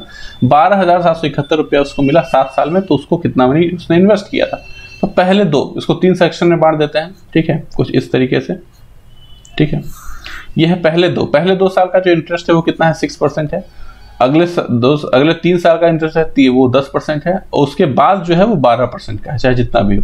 तो इसने कितना साल काम किया, ये 2 साल काम किया, ये 3 साल काम किया, उसके बाद इसने 2 ही साल और काम किया, 7 साल तक ही काम किया। यही यहाँ पे ध्यान देना था, लोग यहाँ करेंगे सीधे 7 × 12 कर देंगे, वो नहीं करना है, 5 साल के बियॉन्ड 12 है। तो 6 दूना 12% प्लस 10 या 30% प्लस 12 दूना 24%, 36 और प्लस 30 66% टोटल, यानी कि 66% ऑफ प्रिंसिपल, यही तो होगा आपका सिंपल इंटरेस्ट। तो 12,771 आपका टोटल सिंपल इंटरेस्ट है, जो कि 66% के ऑफ द प्रिंसिपल के बराबर है। तो अपॉन 66 अगर मैं कर दूं इंटू 100 अगर कर दूं तो ये तो मेरा प्रिंसिपल निकल जाएगा। 66% की वैल्यू ये है, मुझे 100% ऑफ द प्रिंसिपल की वैल्यू निकालनी है। तो बस 11 छक 66, 11 इक्का 11, 11 इक्का 11, 11 छक 11 छक 6 ये, ठीक है। फिर 6 से हो जाएगा ये, आई थिंक नहीं, थिंक तो नहीं, 3 दूना 6, 3 तिया 3 7 21 और ये आपका 50 हो जाएगा, ठीक है। सबसे पहले हाथ में 3 और फिर 40, 3 हाथ में 4 और 5 3 15 4 19 3 5 0 मेरा आंसर आ गया ऑप्शन नंबर 2 या, ठीक है। तो वेरी सिंपल। अब क्या है कि मुझे अब बिलीव नहीं होता दोस्तों, पहले इतना मेरा एक्यूरेसी का दिक्कत था ना कि अगर मैं कोई 50 क्वेश्चन ऐसे करता था कभी तो उसमें से 5-7 क्वेश्चन मेरे गलत होते थे, लेकिन प्रैक्टिस के साथ साथ इंप्रूवमेंट हुई। आप में भी इंप्रूवमेंट होगी, इसलिए हिम्मत मत हारिए, लगे रहिए, बीच में छोड़ मत दीजिएगा। अब अगला क्वेश्चन है, by what percent were the total exports of the computer by the company in 13, 14, 18 less than total production in 15 to 17? तो देखिए इसमें यह क्या, जल्दबाजी में अगर आप करोगे तो एक्यूरेट डाटा शायद आप ना कैलकुलेट कर पाओ, ऐसा दिक्कत होता है, क्योंकि 13, 14, 18 मतलब एक साथ तो नहीं है, अलग अलग है। खैर करते हैं एक्सपोर्ट, 13, 14, 18 का एक्सपोर्ट, ठीक है। 13, 14, 18 इस टाइप से आप मार्क नहीं कर पाओगे वहां पे। तो 140, ठीक है, 380 हो गया, 380 और 270 तो 650, ठीक है। 380 270 हाँ 650। अब 15 से 17 का हमको क्या चाहिए, प्रोडक्शन। 15 से 17 का प्रोडक्शन 590 और 40 630 और 300 930, ठीक। बस अब क्या करना है, कितना लेस है, लेस कितना है भैया, तो देखिए कितना लेस है, 28 लेस देन 93, ठीक है। बस इसको कैलकुलेट करना है आपको, कर लीजिए कैलकुलेट, क्या दिक्कत की बात है। लेस देन टोटल तो 9 तिया 27, 9 अगर मैं 3 को ये 280 के आसपास बन रहा है इस टाइप से, 279 पहुंच जाएगा 30 बार में, तीन बार में, और थोड़ा सा उससे ज्यादा तो ऑब्वियसली ऑप्शन नंबर 4 ही होगा, ठीक है।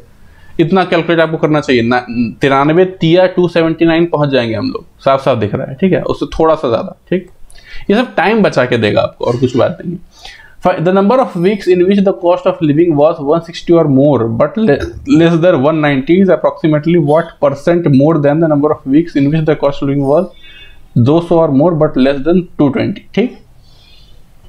160 से ज्यादा बट 190 से कम, 4 6 4 10 9 19 ऐसे, तो 160 से 190 के बीच में 19 है, और 200 से ज्यादा लेकिन 220 से कम, तो 700 और 5 12, सिंपल। इसका आप डिफरेंस निकाल लीजिए, ये तो आप कर सकते हो, ये मुझे करने की जरूरत नहीं, ठीक है, कि कौन कितना कम है या ज्यादा है। ये अच्छा क्वेश्चन है, this was definitely good question, क्योंकि मैंने देखिए जैसे मैंने इसको किया है वैसे ही मैं आपको बताऊंगा, यहाँ पे जबरदस्ती मैं ट्रिक इंट्रोड्यूस नहीं करूंगा, इसको मैंने बेसिक वे से किया था, वही वे बेस्ट है, ठीक है। ऐसे क्वेश्चन नए क्वेश्चन कभी दिखते रहेंगे। मान लीजिए अभी आपने किसी का कोर्स पढ़ा है, कोई टीचर आपको बता दे इसका एक ट्रिक तरीका के साथ जल्दी कर सकते हो, आज तक तो उसने नहीं बताया था, एग्जाम में क्वेश्चन आ गया उसके बाद आप उसका ट्रिक बता रहे हो, तो उसका क्या फायदा है, ठीक है। और जरूरी भी नहीं है कि हर क्वेश्चन का ट्रिक आप बताओ ही, हर क्वेश्चन का ट्रिक आपको आना ही चाहिए, बिल्कुल जरूरी नहीं है। एग्जामिनेशन हॉल में जब मैंने इसको देखा तो मुझे उसका ट्रिक नहीं पता था, तो मैंने बेसिक वैसे किया, वही मुझे बेस्ट भी लगा, ठीक है। हालांकि अभी तक मुझे इसका ट्रिक कोई बताता हुआ दिखा नहीं है, ठीक है। तो बस क्या कीजिए, इसको सिंपली ऐड कर दीजिए। अगर ऐड कर देंगे तो 3 + √5, इतना लिखने की जरूरत नहीं है, 3 + √5 3 - √5 आपका एलसीएम आ जाएगा, और 7 + 3 √5 इंटू 3 - √5 माइनस 7 - 3 √5 इंटू 3 + √5, ये आपका क्या आ गया, एलसीएम आ गया, मतलब जो भी आ गया, एडिशन ऐड किया मैंने। 7 × 21 माइनस 7 √5 प्लस 9 √5 माइनस 15, ठीक है, माइनस 21, ठीक है, क्या 3 √5 है ना ये, ठीक है, माइनस 21 माइनस 7 √5, ठीक है, प्लस 9 √5 माइनस 15, ठीक है, -15 कोई दिक्कत की बात नहीं, माइनस नहीं प्लस 15, या +15। 15 से 15 कट गया, 21 से 21 कट गया, ठीक है। 9 9 18, 18√5 माइनस 14√5 यानी कि 4√5 अपॉन ये थे a plus B into A minus B, A square minus B square, 9 - 5 बराबर 4, 4 से 4 कट गया, √5। √5 की वैल्यू हमको 2.23 के आसपास होती है, जो कि हमारा 2 और 2.5 के बीच में पड़ता है, ऑप्शन नंबर 2 आंसर, ठीक है। कुछ नहीं किया, बिल्कुल बेसिक वे, यही बेस्ट है। ट्रस्ट कीजिए दोस्तों, 100 में से 1-2 क्वेश्चन ही ऐसे आपको आएंगे, आपको इसके लिए स्पेशल ट्रिक पर जाने की बिल्कुल जरूरत नहीं है। ये ऐसे मतलब क्या बताऊं यार, खैर एनीवेज आगे बढ़ते हैं। ए और बी जाते हैं एक पार्टनरशिप में, ठीक है। इनका कैपिटल का जो इन्वेस्टमेंट है वो 5:6 है। अब क्या कहता है कि ए जो है 4 महीने के बाद, यानी कि 4 महीने तक सेम चलता है, तो 4 से मल्टीप्लाई कर सकते हैं। आपको पता है कि इन्वेस्टमेंट इंटू टाइम, ठीक है, ये आपका होता है कैपिटल इंटू टाइम बराबर आपका होता है इन्वेस्टमेंट, ठीक। तो 5 × 4 महीने तक सेम चला। ए ने 1/5 कैपिटल निकाल लिया था। अच्छा, 5 का 1/5 क्या होगा? 1 निकल गया तो कितना बचा? 4 बच गया, तो 4 बच गया उसके पास। अब आगे शायद एनुअल पूछ रहा होगा, हाँ एनुअल, तो यानी कि अगले 8 महीने तक इसका यही रह गया। बी ने, while B increases capital by 33.3%, यानी कि 4 महीने तक तो ये 6 ही चला और ये 33.133% बढ़ा दिया। कहने का मतलब कि 6 से बढ़ा के ये 8 कर दिया, अगले 8 महीने के लिए इसका ये हो गया। तो बस 8 से 32 20 52, ठीक है। 64 और 24 88, ठीक है। 13 और ये हो गया आपका 22, 13:22 हो गया। पूछ क्या रहा है? बी का प्रॉफिट क्या होगा? तो 22/35 इंटू 63/10, बस कैलकुलेट 7 × 5 = 35, 7 × 9 = 63 इंटू 2 × 2 44 × 9 साथ में 3 3.96, करेक्ट, ठीक। अच्छा, 2 से मैंने क्यों मल्टीप्लाई किया सोच रहे होंगे आप? क्यों? ताकि नीचे 10 बन जाए और नीचे का कोई टेंशन मेरे पास नहीं रहे, इसलिए किया मैंने, ठीक है। सिंपल था क्वेश्चन, इन्वेस्टमेंट का पार्टनरशिप का क्वेश्चन है, सिंपल सा आप कैलकुलेट कर सकते हैं, इसको कोई दिक्कत की बात नहीं होनी चाहिए। मेंस के बच्चों, आप लोग टियर 1 अगर आप क्लियर करके आए हो, अच्छा स्कोर करके आए हो, तो ये सब दिक्कत आपको नहीं होनी चाहिए। एग्जामिनर भी एक्सपेक्ट करता है, मैं भी एक्सपेक्ट कर रहा हूँ। एक ट्रायंगल है, राइट एंगल एट बी, ठीक है। tan a की वैल्यू है 1/2, यानी कि ये 1 है अगर, तो ये 2 है, ठीक है। और तो ये कितना हो जाएगी? √5 हो जाएगा, कोई दिक्कत की बात नहीं। अब आपको दिमाग लगाते रहना है आराम से, ये बड़ा सा गंदा सा चीज आपको दिया हुआ है, सबका वैल्यू आप पुट करते रहिए, आंसर आप लाते रहिए। अच्छा, एक चीज मैं बताऊं, यहां से आप देख के कह सकते हैं sin a और cos c क्या बराबर होगा कि नहीं? बिल्कुल बराबर होगा, ठीक है, क्योंकि ये थीटा है अगर, तो ये 90 - थीटा है, मुझे पता है आइडेंटिटी, तो इस दोनों को तो मैं यहीं से काट सकता हूं, कोई दिक्कत की बात नहीं, ठीक। cos c यानी कि cos c के लिए ये आपका बेस हो जाएगा, ये हाइपोटेनस है, तो 1/√5 प्लस cos a के लिए 2/√5 लिख सकते हैं, ठीक। sin c p/h यानी कि 2/√5 माइनस sin a यानी कि 1/√5, ठीक है। 3/1 यानी कि 3 आंसर आ गया। सिंपल, कुछ नहीं है इसमें, कोई ट्रिक नहीं, कुछ भी नहीं। आगे बढ़ते हैं। When positive numbers A, B, C are divided by 13, the remainders are 9, 7, 10. What will be the remainder when this will be divided by 13? भाई देखिए, ऐसे क्वेश्चन को बिल्कुल सिंपल रखिए। A के केस में 9 है, B के केस में 7 है रिमाइंडर, C के केस में 10 है। अगर 13 से डिवाइड किया जाता है तो अगर ऐसा टर्म बोल रहा है ना, तो कुछ मत करिए, बस A के जगह पे उसका रिमाइंडर, A वाला रिमाइंडर, B के जगह पे B वाला रिमाइंडर और C के जगह पे C वाला रिमाइंडर रख दीजिए, कोई दिक्कत की बात नहीं होगी। 50 और 14 कितना हो गया? 64, 64 और 9 तो हो गया 73, ठीक है। अब 73 को अगर 13 से करेंगे तो कितना आएगा आपका? 25 65, आपका रिमाइंडर आ गया 8, ठीक है। याद रखिएगा ये तरीका, अगर आपको करस्पॉन्डिंग रिमाइंडर्स दिए हुए हैं और इस टाइप का टर्म है तो बस नंबर के जगह पे उसका रिमाइंडर लिखते जाइए और कोई दिक्कत नहीं होगी, ठीक। आगे बढ़े। ये सवाल ये अच्छा है। Is the ratio of male and female students specializing in B is 4:3? B में 4:3 है मेल फीमेल का ratio, and male female specialising in D is 8:7। D में जो है 8:7 है। The number of female students in D is what % less than number of male students in B? ठीक है, तो कोई दिक्कत की बात नहीं है, सिंपल, कोई हमें नंबर से लेना देना नहीं है यहाँ पे। बी का बात क्या हो रहा है? बी का मेल निकालना है और डी का फीमेल निकालना है। बी का मेल निकालने के लिए क्या कर सकते हैं? 4/7 ऑफ 75.6, ये हो गया बी का मेल, ठीक, और डी का फीमेल निकालना है। तो डी कहाँ है भैया, डी है मेरा, डी का फीमेल क्या हो जाएगा 7/15 हो जाएगा। अब ये मैंने कहा, ये फ्रैक्शन से मैंने लिखा है, जो यहाँ पे सॉरी जो रेशियो यहाँ दे रखा है उसकी मदद से मैंने ये लिखा है, ठीक। और डी का है कितना 54 है, कोई दिक्कत की बात नहीं, ठीक। 0.8 8 से के दो हाथ में 3 43.2, ठीक है। 3 5 15 और 3 18 इंटू 2 तो 36 इंटू 7 252, हाँ 252 अपॉन 10 25.2, ठीक है। तो 25.2 आपका डी में फीमेल है, मतलब डिग्री की बात कर रहा हूँ, और 43.2 बी में मेल है। कितना परसेंट का चेंज का डिफरेंस, यही बात कह रहा है ना, इज व्हाट परसेंट लेस, तो 43.2 या फिर 432 ही मान लो और 252 मान लो, इसको कोई दिक्कत, कोई फर्क नहीं पड़ेगा, परसेंटेज की यहाँ बात हो रही है। डिफरेंस हो जाएगा आपका 0, 8 3 में 2 गया 1, ठीक। कितने पे, लेस देन 432, ठीक है। तो 9 दूना 18, 9 चक 36, 9 8 72, ठीक है। तो 4 और कट जाएगा, सिंपल है, ये हो जाएगा आंसर, ठीक है। क्योंकि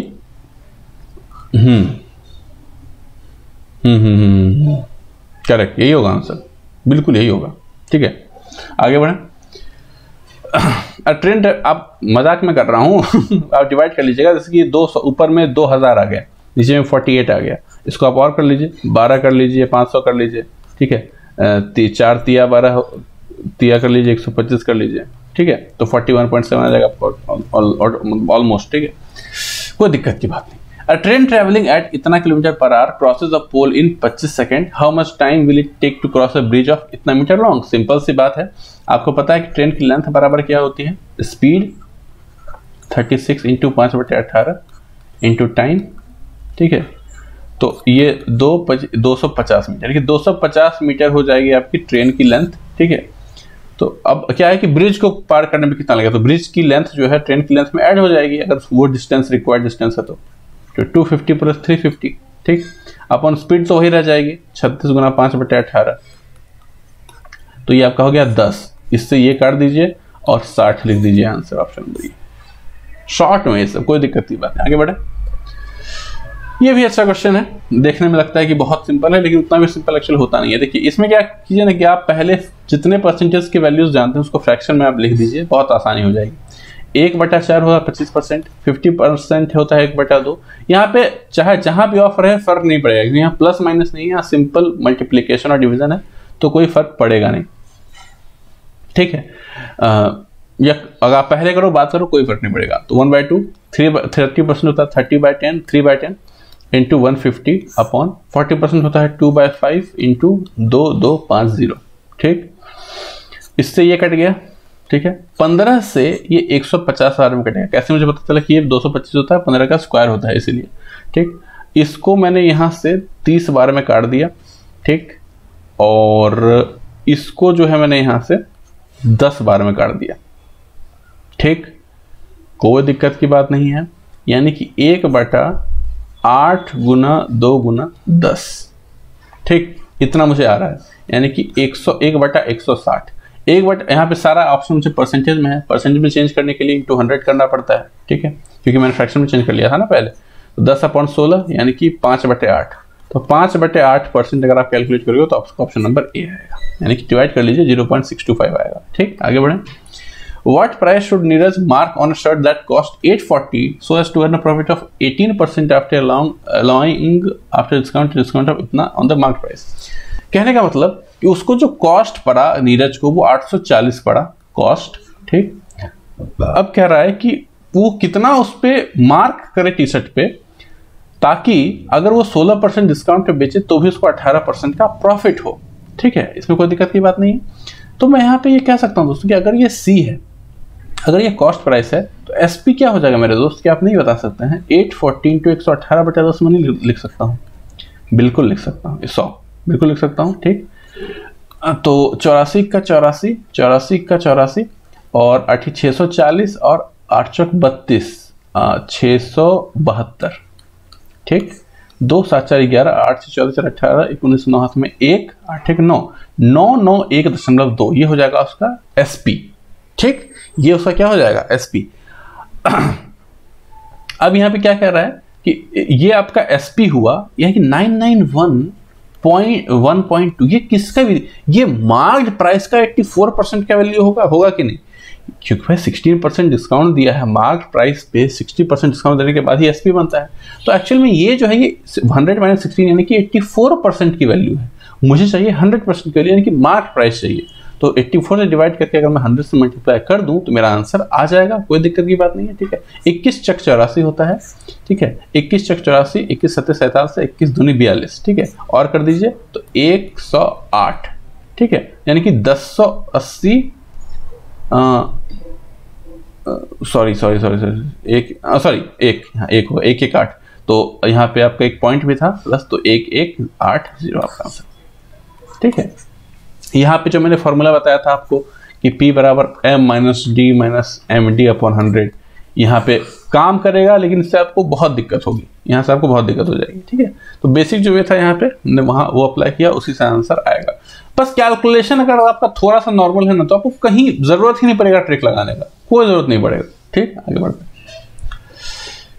x - 1/x बराबर 5 अगर आपको दे रखा है तो इसकी वैल्यू क्या होगी, तो सिंपल सी बात है, ये मुझे आप ये ऐसे क्वेश्चन तो आपने किए ही होंगे, ऊपर नीचे क्यूब से पहले डिवाइड कर दीजिए, तो आपका ये क्या हो जाएगा, स्क्वायर बन जाएगा, x³ बन जाएगा, -1/x³ और +3 हो जाएगा ये, अपॉन x³ - 1/x³ -8 हो जाएगा ये, कोई दिक्कत की बात नहीं। ठीक, तो x - 1/x अगर 5 है तो x³ - 1/x³ जो होता है 140 होता है, ध्यान रखिएगा हमेशा। तो 140 + 3 और 140 - 8, यानी कि 143/132, 11 × 12, 11 × 13, 13/12 आंसर। इजी, आप ये क्वेश्चन बताने की जरूरत नहीं, आपने किया होगा, I am sure. Alloy A contains metals X and Y only in the ratio 5:2। A में जो रेशियो है वो है 5:2 और B में जो रेशियो है वो रेशियो 3:4 है, इन्हीं दो मेटल्स X और Y का। एक एलॉय C बनाया गया इन दोनों से मिला के 4:5 में। तो बताइए percentage of X in alloy C। कोई पंगा नहीं है, नॉर्मल एलिगेशन है, बिल्कुल भी दिक्कत की बात नहीं है। ठीक है, इसको मैं लिख सकता हूँ 5/7 फ्रैक्शन के तौर पर, अगर लिखना चाहूँ तो इसको लिख सकता हूँ 3/7। ठीक है, इसमें मैं जब देखूंगा तो यहाँ इसको मैं लिख सकता हूँ 4/9, क्योंकि जरूरी है, x वाला टर्म ऊपर लिख रहा हूँ, यहाँ भी x वाला ही लिखा है ऊपर, तो यहाँ भी x वाला ही ऊपर रहना चाहिए और नीचे टोटल रहना चाहिए। ठीक, अब देखिए मैंने कहा था फ्रैक्शन को हमेशा अवॉइड कीजिए। फ्रैक्शन अवॉइड करने के लिए हम लोग एक सुटेबल नंबर से डिवाइड कर लेते हैं फ्रैक्शन को, ताकि वैल्यू बैलेंस हो जाए। अब फ्रैक्शन है, तीनों को सेम नंबर से मल्टीप्लाई कर सकते हैं, कोई दिक्कत की बात, कोई फर्क नहीं पड़ेगा। लेकिन ध्यान रखिएगा तीनों को करना पड़ता है सेम नंबर से मल्टीप्लाई, ऐसा नहीं किसी दो को या किसी एक को ही करो। ठीक है, तो ये 7 9 63, 7 9 63, 9 7 63, 9 5 45, 9 ये हो गया, 9 3 27 और ये हो गया आपका 28। ठीक है, तो ये हो गया आपका 1, ये हो गया आपका, कुछ गलती नहीं हुई ना? हाँ, I think there is some blunder. 17, अरे सॉरी, अरे यार ये मैंने गलती कर दिया ना, प्रोसेस से गलती कर दिया। ये A आपका 5/7 था, B आपका 3/7 था, और ये मुझे पता नहीं है, यही मुझे निकालना है एक्चुअल में। ठीक है, ये मुझे पता है, ये 4 है और ये 5 रेशियो है। ठीक है, तो कुछ नहीं। अब मत चाहे तो यहाँ भी आप कर सकते हैं इसको, अगर मैं थोड़ा के लिए अगर मैं x या A मान लेता हूँ और आपकी रिसर्च मल्टीप्लाई करके कर सकते हैं, लेकिन उतना करने की जरूरत नहीं। जब पता होता है तो ज़्यादा आसान हो जाता है, नहीं पता है तो फिर दिक्कत हो जाएगी। दिक्कत नहीं होगी लेकिन थोड़ा लेंदी होगा। तो आराम से इसको इससे मल्टीप्लाई कर दीजिए, 20/7 प्लस 15/7 बराबर क्या हो जाएगा, 5। अब 5 को 9 से डिवाइड कर दीजिए, यही यहाँ जो है आपका 5/9 आ जाएगा। ठीक है, तो 5/9 x का ही परसेंटेज पूछा था, तो 5/9 बराबर क्या होता है 55.5/9%। सिंपल। ठीक, डायरेक्ट मैं कैसे लगा रहा हूँ एलिगेशन, आपको पता होना चाहिए मैं क्यों कर रहा हूँ इसको इससे मल्टीप्लाई डायरेक्ट। लोग क्या करते हैं, कुछ और करते हैं, इसको x मान लेते हैं, फिर लगे पड़े हैं घटाने में, वो सब फालतू की चीजें हैं। ठीक है, वो सिर्फ इरिटेटिंग और टाइम कंज्यूमिंग है, वो सब ऐसा कुछ नहीं होता। ठीक, आगे बढ़े। नॉर्मल वैल्यू पुटिंग करते हैं। 5 इंटू 1/4 प्लस 4 इंटू 4/3 माइनस 1, देखते हैं सही हो पाता है कि नहीं। 3 माइनस 1/4 माइनस 1/2, ठीक है।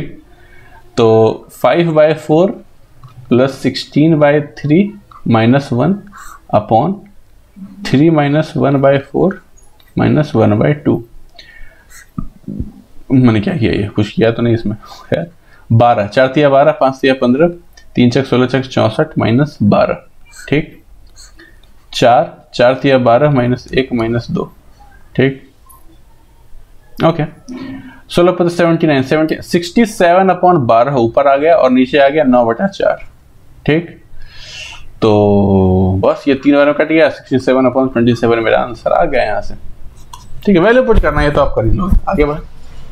ये थोड़ा सा ना अच्छा ऐसा क्वेश्चन आ चुका है पहले भी, ठीक है। वो अगर आपने किया होगा तो आपके लिए पीस ऑफ केक होगा, ठीक है। देखिए सेक्स 57 है, सेक्स 57 को हम लोग क्या लिख सकते हैं, कोसेक 33 भी लिख सकते हैं, हमें ये पता है, ठीक। अब देखिए जैसे यहाँ कॉट 33 आ गया तो फिर हमारा जो समीकरण है वो इम्बैलेंस होने लगता है, तो फिर उसके हिसाब से हम लोग चेंज करेंगे। तो इसको लिख सकते हैं हम कि एक्स स्क्वायर, ठीक है, एक्स स्क्वायर -1 लिख सकते हैं, इसको लिख सकते हैं ना कॉट 33 को। अच्छा मैंने साइन स्क्वायर 57 को देखा, इसको देख के मैं कंफ्यूज हो ही रहा था, कुछ लिखने ही वाला था कि इसके आगे ही मुझे ये दिख गया। जब ये दिख गया तो मैं जानता हूं कि इन दोनों का सम जो है वो 1 होना जरूरी है, तो सीधा 1 लिख दीजिए, इन दोनों का भी काम खत्म हो गया। कोसेक 57 ये होता है आपका, क्या होता है, ये सेक 33 के बराबर होता है, ठीक है। सेक 33 या कोसेक 57 कोई बड़ी बात नहीं है। तो सेक 33 अगर हो गया, सेक 33 इंटू कोसेक 33 है, ऑब्वियसली दोनों का प्रोडक्ट जो है 1 होगा, ठीक। उसी तरीके से इन दोनों का प्रोडक्ट 1 होगा। कोई दिक्कत की बात है तो यानी कि 1 + 1 यहाँ पे 2 और 1 आ जाएंगे, 1 से 1 कट गया तो x² + 2 बच गया, ठीक है। तो x² आंसर हो गया। कह रहा था कि अगर x इसके बराबर है तो ये किसके बराबर होगा, तो x² + 2 के बराबर होगा। इजी था, या isn't it? Yeah, we'll move further. Reshma buy 2 toys A and B for this. She sells A at a loss of 16%, B at a gain of 20%. The selling price of both articles same is A is इतना 3%। Okay एक पर यानी कि अगर मैं 25 मैंने ये खरीदा था तो ये मैंने 29 यानी कि 21% पे मैंने 21 रुपये में बेचा उसने, रेशमा ने। और बी जो है वो अगर 25 मतलब 5 में अगर उसने खरीदा होगा तो 6 में वो बेचती है, ठीक। शर्त है यहाँ पे कि सेलिंग प्राइस दोनों का सेम होना चाहिए, ठीक है। सेलिंग प्राइस सेम करने के लिए यहाँ पे कोई दिक्कत नहीं, इसको 2 से करना है मल्टीप्लाई, इसको 7 से करना है, तो 50 और 42 हो गया, और 35 और 42। क्वेश्चन में जो कंडीशन है उनको सेटिस्फाई कराना बहुत जरूरी होता है, ठीक है। Okay A is sold for इतना, then the gain % on A is एक सेकेंड, हाँ ओके मुझे लगा कि यहाँ पे दे भी रखा है और ये परसेंटेज पूछ भी रहेगा, लेकिन अलग केस है। कह रहा है कि अगर ए को इतने पे बेचा जाए तो कितना फायदा होगा। तो देखिए दोस्तों ये आपका है 85, ठीक है। 50 + 35 होता है आपका 85 की वैल्यू आपको दे रखी है 1734, ध्यान दीजिएगा। तो 1734 की वैल्यू आपको दे रखी है 50, एक की वैल्यू कितनी हो जाएगी ये, अच्छा 50 की वैल्यू कितनी हो जाएगी इंटू 50, तो 17 × 5 = 85, ये 102 होगा, ठीक है। 5 × 10 = 120, यानी ये ए की ए थी, ए का था, ये बी का था, यानी कि ए का जो कॉस्ट प्राइस होगा वो 220 निकल के आ गया। बेचने कितना में बोल रहा है 1147 में, यानी कि 127.50 रुपीज ज्यादा, ठीक है। सीपी कितना है 102/100, ठीक है। ये डेसिमल यहाँ से खत्म हो जाएगा, ये इससे खत्म हो जाएगा। 17 × 6 = 2 से 17 7 19 से 17 × 5 = 85, यानी इसको 3 दूना और 3 25 25/2 12.5%। कोई और तरीका भी हो सकता है, आसान भी हो सकता है, लेकिन बिल्कुल सिंपल यही है। आपको पहले एसपी को सेम करना है, फिर कॉस्ट प्राइस का सम देखना है किसके बराबर होगा, ठीक है। फिर एक का कॉस्ट प्राइस हमने कैलकुलेट कर लिया, हमें एक सेलिंग प्राइस दे रखा है ए का सपोज्ड सेलिंग प्राइस, उस पर कितना होगा तो वो हमने बता दिया। Simple, nothing, no issue at all. In triangle PQ, हालांकि ये बात है कि ये सब क्वेश्चन यहाँ बहुत इजी लगते हैं, लेकिन यही क्वेश्चन अगर नया दिखे और वो भी एग्जामिनेशन हॉल में दिखे ना तो बहुत हालत खराब होती है। ये बिल्कुल करवा सकते हैं।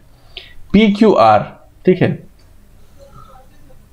PS PS is the internal bisector, इसके बराबर ये है, ठीक है। PS is the internal bisector of angle P meeting QR at S। PQ बराबर अगर 16 है, PQ बराबर अगर 16 है, PR बराबर अगर 22.4 है, QR बराबर अगर 9.6 है। पूछ क्या रहा है? SR की लेंथ। SR की लेंथ बहुत आसान है दोस्तों, आप ये कैलकुलेट खुद भी कर सकते हैं कि एक तो आपको बता दूं कि ये जो 8 दूना 20, 8 दूना 16, 88, 64, यानी कि 5:7। साइड का जो रेशियो 5:7 होगा। टोटल हम लोग कह सकते हैं कि अगर PR की बात करें, ठीक है, तो PR की वैल्यू अगर 7 है तो PQ की वैल्यू 5 है, तो वही रेशियो यहाँ भी हो जाएगा, ठीक है। तो SR की वैल्यू मुझे निकालनी है, तो 60/12, ठीक है, इंटू टोटल वैल्यू क्या है 9.6, तो 0.8, तो 5.6 आपका आंसर आ गया। कोई दिक्कत की बात नहीं, एंगल बाइसेक्टर पे बेस्ड है क्वेश्चन, एंगल बाइसेक्टर के कंसेप्ट पे बेस्ड है। अगर ये दोनों बराबर होते हैं तो जो इन दोनों का रेशियो होता है वही इन दोनों का भी रेशियो होता है। आगे बढ़ो। Yes, a shopkeeper bought 20 kg of rice at इतना per kg, 25 kg of rice इतना per kg, 35 kg of rice at इतना per kg, he spend sum of इतना ट्रांसपोर्टेशन ही मिक्स। ये देखिए शायद इस सेट का सबसे अच्छा क्वेश्चन था। देखिए लोग इसको अलग अलग तरीके से करते हैं, लेकिन मुझे वो सारे तरीके जबरदस्ती के लगते हैं। जो सबसे बेसिक है वैसे ही करो, कैलकुलेशन थोड़ा सा फास्ट है, ये सब क्वेश्चन आपके लिए कोई दिक्कत की चीज नहीं होगी, ठीक। 20 kg लाया 55 रुपए पर केजी के हिसाब से, ठीक है। उसके बाद और 25 kg लाया वो 50 रुपए पर केजी के हिसाब से, और 35 kg लाया 60 के हिसाब से, ठीक है। प्लस उसने 150 रुपया ट्रांसपोर्टेशन में भी खर्च किया, ठीक। ओके, तो कैलकुलेट कर लेते हैं। ये आपका कितना हो गया? 1100 रुपया हो गया, ठीक है। ये आपका 1250 रुपया हो गया, ये आपका 2100 रुपया हो गया, ठीक है। ये आपका 150 रुपया हो गया, तो 1400, 2500, 2500, 4600, टोटल आपका 4600 हुआ, करेक्ट, कोई दिक्कत नहीं ना।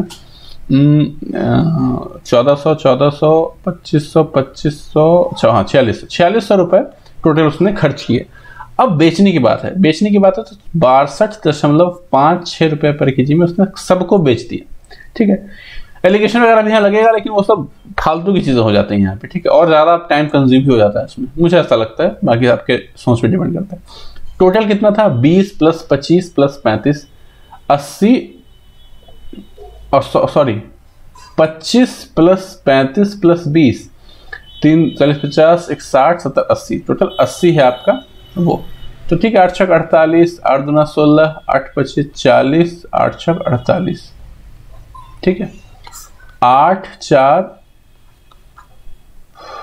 अरे यार ये कुछ गलती हुई क्या, फिर से कर लेते हैं। 8 छक 48, 8 दूना 16, 8 25 40, 8 छक 48, 8 4 5004.8, ठीक है, यानी कि 5004.8, यानी कि 404.8, ये है आपका प्रॉफिट कितने पे? 4600 पे, इंटू 100, ठीक है। प्रॉफिट ही पूछ रहा है, कोई दिक्कत की बात नहीं। अच्छा, साफ साफ मुझे यहाँ दिख रहा है दोस्तों कि ये जो है आपका 11 का मल्टीपल होगा ही होगा, ठीक है, देख लीजिए यहाँ पे, ठीक है, 11 का, और जो 11 का मल्टीपल अभी मेरा आंसर हो जाएगा, सिर्फ यही है, यही हो जाएगा। क्या था इसमें बताइए थोड़ा, अगर कैलकुलेशन आपका थोड़ा सा फास्ट रहता तो कोई दिक्कत था, कोई जरूरत थी किसी ट्रिक की, आपको कोई जरूरत थी ही नहीं। तो कैलकुलेशन पे ध्यान दीजिए, हमेशा मैं चिल्ला चिल्ला के ये बात बोल रहा हूँ, वही करो सब कुछ हो जाएगा। आगे बढ़ते हैं, ये तो काफी इजी क्वेश्चन है, देख के थोड़ा मुश्किल लग रहा होगा। कॉसेक थीटा की वैल्यू अगर b बाय a है तो इसकी वैल्यू क्या होगी? तो बस कुछ नहीं करो, इसमें रूट कॉट थीटा प्लस 1, और यहाँ पे 1 बाय कॉट थीटा अगर मैं इसको यहाँ पे लिख दूं और ये रूट 3 दूं, तो ये कॉट थीटा चला जाएगा इसके पास, तो ये कट कुछ स्टेप से हो जाएगा 1 + √3 कॉट थीटा, और कॉट थीटा चला जाएगा ऊपर, ठीक है। ऊपर जिससे हो गया कट गया कॉट थीटा की वैल्यू, कॉट थीटा की वैल्यू इससे आसान कुछ भी नहीं होता है इस दुनिया में। h बराबर आपको पता है b है, और p बराबर जो है आपका a है, आपको चाहिए कॉट थीटा आपको b बाय p चाहिए होती है, यानी कि b² - a² का √/a। अब ऑप्शन नंबर 2 हो जाएगा, बहुत आसान, बढ़े आगे। हाँ देखो इसे आज मैं इसका ट्रिक बता देता हूँ थोड़ा सा। x is subtracted from this numbers obtained are in the order are in proportion, what is the mean proportion between this okay। तो कुछ इस प्रकार से है, सब्ट्रैक्ट है, ऐड नहीं, सब्ट्रैक्ट है। 19 - x, 28 - x, ठीक है, 55 - x, और 91 माइनस एक्स। ठीक है, इस टाइप का इक्वेशन है। कंपोनेंटो डिविडेंडो लगाओ, उससे भी आपका आंसर आसानी से आ जाएगा। तो ये कोई बहुत बड़ी बात यहाँ पे नहीं है। थोड़ा सा आपको यहाँ पे देखना है कि यहाँ पे 9 बन रहा है और यहाँ पे बन रहा है 36। ठीक है, हालांकि बहुत लॉजिकल नहीं है, मैं मानता हूँ कि बहुत लॉजिकल आपको नहीं लग सकता है। ठीक है, लेकिन आपको पता होना चाहिए। देखिए 1900 मल्टीप्लाई कीजिए आप 91 से पहले तो, ठीक, 19 को 91 से कीजिए और उसके बाद 28 को कीजिए 55 से। तो बात तो बराबर ही पड़ गई ना बहुत ज़्यादा, लेकिन हाँ कुछ अलग जो फालतू चीज़ हम लोग लिखते हैं वो हम नहीं लिखेंगे। 19 नमा 71 से और 19 सिक्का 19, 28 बजे 40 से, 28 बजे 40 से, 4 4 5 1 5 4 0 9 2 7 1 1729 1540। ठीक है, इन दोनों का आपको क्या करना है, डिफरेंस लेना है। ठीक है, 160 189 आपने डिफरेंस ले लिया डिफरेंस, फिर इन दोनों के डिफरेंस से उसको डिवाइड कीजिए, 7 आ गया, यही आपका x की वैल्यू है। ठीक है, देखिए कोई ऐसा नहीं बोल रहे हैं, ये कोई ट्रिक नहीं है, जो नॉर्मली हम लोग मल्टीप्लाई करके डिवाइड वगैरह करते हैं ना वही है, बस जो फालतू चीज था उसमें हमने एक्स वैक्स लिखना वो सब हमने हटा दिया। सीधा मैंने बोला कि इसको इससे मल्टीप्लाई कर लो, इसको इससे मल्टीप्लाई कर लो, दोनों को आपस में घटा लो, जो भी आया तो उसको आपको डिवाइड करना है। किससे डिवाइड करना है, तो इन दोनों को आपस में सब्ट्रैक्ट करने से, और इन दोनों को आपस में सब्ट्रैक्ट करने से जो आया दोनों को आप माइनस कर लो और उससे डिवाइड करो। यानी कि ये जो है 36 माइनस 9 है। ठीक है, यहाँ पे मुझे ये 9 आ रहा था, 28 माइनस 9, और ये 91 माइनस 55 जो है 36 आ रहा था। थोड़ा सा आपको अतरंगी लग सकता है, लेकिन बेसिक मेथड ही है, बस उसमें एक्स को हमने एलिमिनेट कर दिया, बाकी बिल्कुल सेम। ठीक है, आप कंपोनेंटो डिविडेंडो से इससे शायद जल्दी ही काफी हद तक आप ला सकते हैं। ठीक है, आगे बढ़े। When a solid metallic cuboid of dimension this melted and recast into 8 cubes of same volume, what is the ratio of total surface area? Okay, ठीक है, तो एक मेटेलिक क्यूबॉइड है, इसका 18, 36 और 72 आपका जो है उसका डायमेंशन है। ठीक है, 8 क्यूब में उसको बांट दिया गया है। तो आपको बताना है टोटल सरफेस एरिया क्यूबॉइड का क्यूब के साथ। ठीक है, टोटल सरफेस एरिया ओके, तो देखिए total surface area of cuboid क्या होगा, L इंटू बी 18 इंटू 36। देखिए इसमें भी कैलकुलेशन कुछ नहीं है, मैं दिखाऊंगा आपको। 72 इंटू 36 प्लस 18 इंटू 72, ये आपका TSA ऑफ क्यूबॉइड हो गया। अब क्या कह रहा है, to the sum of the lateral surface area of all the 8 cubes, यानी कि लेटरल सरफेस एरिया होता है 4L स्क्वायर, और यहाँ पे कितने हैं, 8 हैं। ठीक है, तो ये आपका हो जाएगा। अब मुझे L तो नहीं पता है, ना, तो L कैसे निकालेंगे, तो ऐसे निकालेंगे कि वॉल्यूम जो है वो दोनों की बराबर होनी चाहिए। तो वॉल्यूम ऑफ द क्यूब बराबर should be volume of the वो क्यूबॉइड। ठीक है, sorry, volume of the cuboid बराबर वॉल्यूम ऑफ क्यूब। तो यहाँ मुझे क्यूब निकालना है, तो बहुत आसान सी चीज है, यहाँ पे वो दिक्कत आपको होनी नहीं चाहिए। ठीक है, यहाँ पे 8 है हालांकि। ठीक है, तो 4 दूना 8, 4 9 36 और 2 9 18। ठीक है, तो 9 गुना 2 18, तो इसका जो लेंथ आ गया वो 18 इंटू 18 आ गया। अब देखिए कमाल, 18 यहाँ भी कट गया, ये कट गया, 18 ये दूना 36 कट गया, ये 18 यहाँ कट गया। दूसरा 18 है, वो भी देखिए 18 कट गया, 18 दूनी 36 कट गया, 18 9 72 कट गया, 18 चक 72 कट गया, 18 चक 72 कट गया। ठीक है, तो टोटल क्या हो गया, ये 2 बार में। नीचे हो गया आपका 16, ऊपर क्या हो गया, 2 जोड़ 8 जोड़ 4, 8 4 12 2 14, 14 बटे 16 यानी कि 7 बटे 8। सिंपल, कुछ नहीं किया। पहले हमने क्यूबॉइड के वॉल्यूम को इक्वेट किया क्यूब के वॉल्यूम से, वहां से हमने edge of the cube calculate कर लिया, उसके बाद हमने TSA ऑफ क्यूबॉइड और LSA ऑफ 8 क्यूब का जो रेशियो है वो निकाल लिया, 7:8 आ गया। ठीक है, कैलकुलेशन भी करने की जरूरत नहीं पड़ी, सब खचाखच आराम से कट गया। तो आपका जो इंसाइट है ना, अगर वो एक्टिव है, आप थोड़ा सा दिमाग आपका रिलैक्स है एग्जामिनेशन हॉल में, तो आपके लिए पेपर बहुत आसान हो जाता है। जो आपका एग्जाम है उसमें जो मतलब एक तरह से 50% जो खेल है ना, वो आपके टेम्परामेंट का है। ऐसा हो ही नहीं सकता कि आप एग्जामिनेशन हॉल से बाहर निकलो और आपको रिग्रेट नहीं हो कि यार ये क्वेश्चन से कैसे गलत हो गया, ये क्वेश्चन से कैसे छूट गया, तो मैंने 100 बार कर रखा था। लेकिन उस प्रेशर में लोग अलग तरीके से बिहेव करते हैं। ठीक है, आगे बढ़े। तो ये बहुत अच्छा क्वेश्चन है। इसमें क्या है कि एक स्फेयर है, उसका रेडियस जो है वो 2.5 डेसीमीटर से इंक्रीज किया जाता है। देखिए क्वेश्चन को ना धीरे आराम से पढ़िए, समझिए पहले, बहुत ज्यादा हड़बड़ाने के चक्कर में मत रहिए, गलती कर दीजिएगा।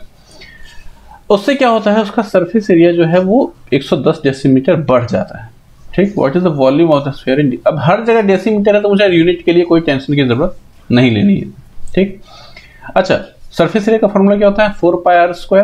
ठीक है, अच्छा मान लेता हूं मैं कि पहले उसका रेडियस स्मॉल आर रहा होगा, फिर बढ़ने के बाद 2.5 सेंटीमीटर 2.5 dm बढ़ने के बाद कैपिटल आर मान लेते हैं थोड़ी देर के लिए। ठीक, तो लिख सकते हैं sir difference of surface area यानी कि 4π कैपिटल आर का स्क्वायर माइनस स्मॉल आर का स्क्वायर लिख सकते हैं क्या, difference of S1 minus S2 या S2 माइनस S1 लिख सकते हैं, बराबर 110, बिल्कुल लिख सकते हैं। तो 22.7 गुना 4 आर माइनस आर, इसमें दो टर्म निकला, R minus R, R plus R. R minus R की वैल्यू कितनी दे रखी है, 5/2 दे रखी है, और आर प्लस आर की वैल्यू कितनी दे रखी है, कुछ निकालनी, कुछ भी दे नहीं रखी है। तो 22/110 हमारा कट गया, और जो r प्लस आर की जो वैल्यू है वो हमारी जो है 7/2 के बराबर है, और r माइनस आर ऑलरेडी हमारे पास 5/2 दे रखा था। ठीक है, यहां से अगर हम स्मॉल r निकालना चाहें तो हमारा बड़े आराम से 1/2 आ जाएगा। ठीक, स्मॉल r अगर 1/2 निकल गया तो हमें स्फीयर का रेडियस पता चल गया। अब हमें वॉल्यूम पूछ रहा है, निकाल लेते हैं, 4/3πr³।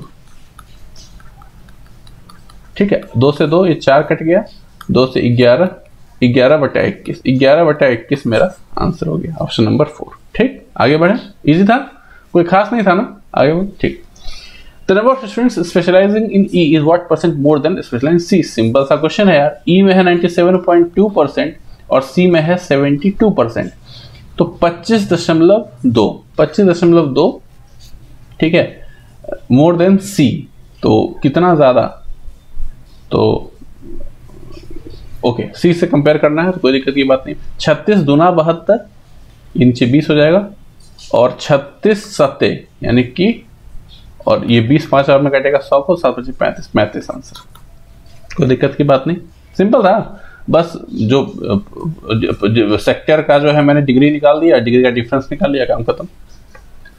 नंबर से मुझे कुछ लेना नहीं, कितने 2100 रहे हैं 1 लाख रहे हैं उससे मुझे कोई लेना नहीं। जहां परसेंटेज की बात आ गई नंबर का वैल्यू खत्म हो जाता है। ठीक, ये अच्छा क्वेश्चन है। 10,500 amounts to this in 2 years at a certain rate % per annum simple interest. The sum will amount to what in 1 year at the same rate if interest is compounded half yearly. ठीक है, ठीक है, okay, हाँ, okay, चलिए। तो 2 साल में 13,650 होता है, 2 साल में 13,650 होता है, यानी कि आप अगर डिफरेंस में इन दोनों का यहीं से बिना कुछ लिखे निकालना चाहो तो 3,650 में से अगर, तो एक का तो महत्व है नहीं, ठीक है, 3,650 में से 500 घटाना है तो 3,150, ठीक है, 3,150 जो है आपका 2 साल का डिफरेंस है, तो 1 साल का कितना हो जाएगा 1,575, ठीक है, 1,575, तो 1,575 आपका 1 साल का SI है, तो 1,575 आपका 1 साल का SI है, तो कितना परसेंट है आपका रेट, उससे वो हम कैसे निकालेंगे, तो 1 साल का SI अपॉन टोटल प्रिंसिपल, उससे निकाल सकते हैं।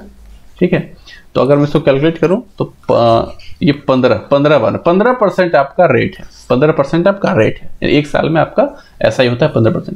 यहाँ पे सवाल है कि अगर कंपाउंड इंटरेस्ट हाफ ईयरली है तो 1 साल में कितना बनेगा अमाउंट।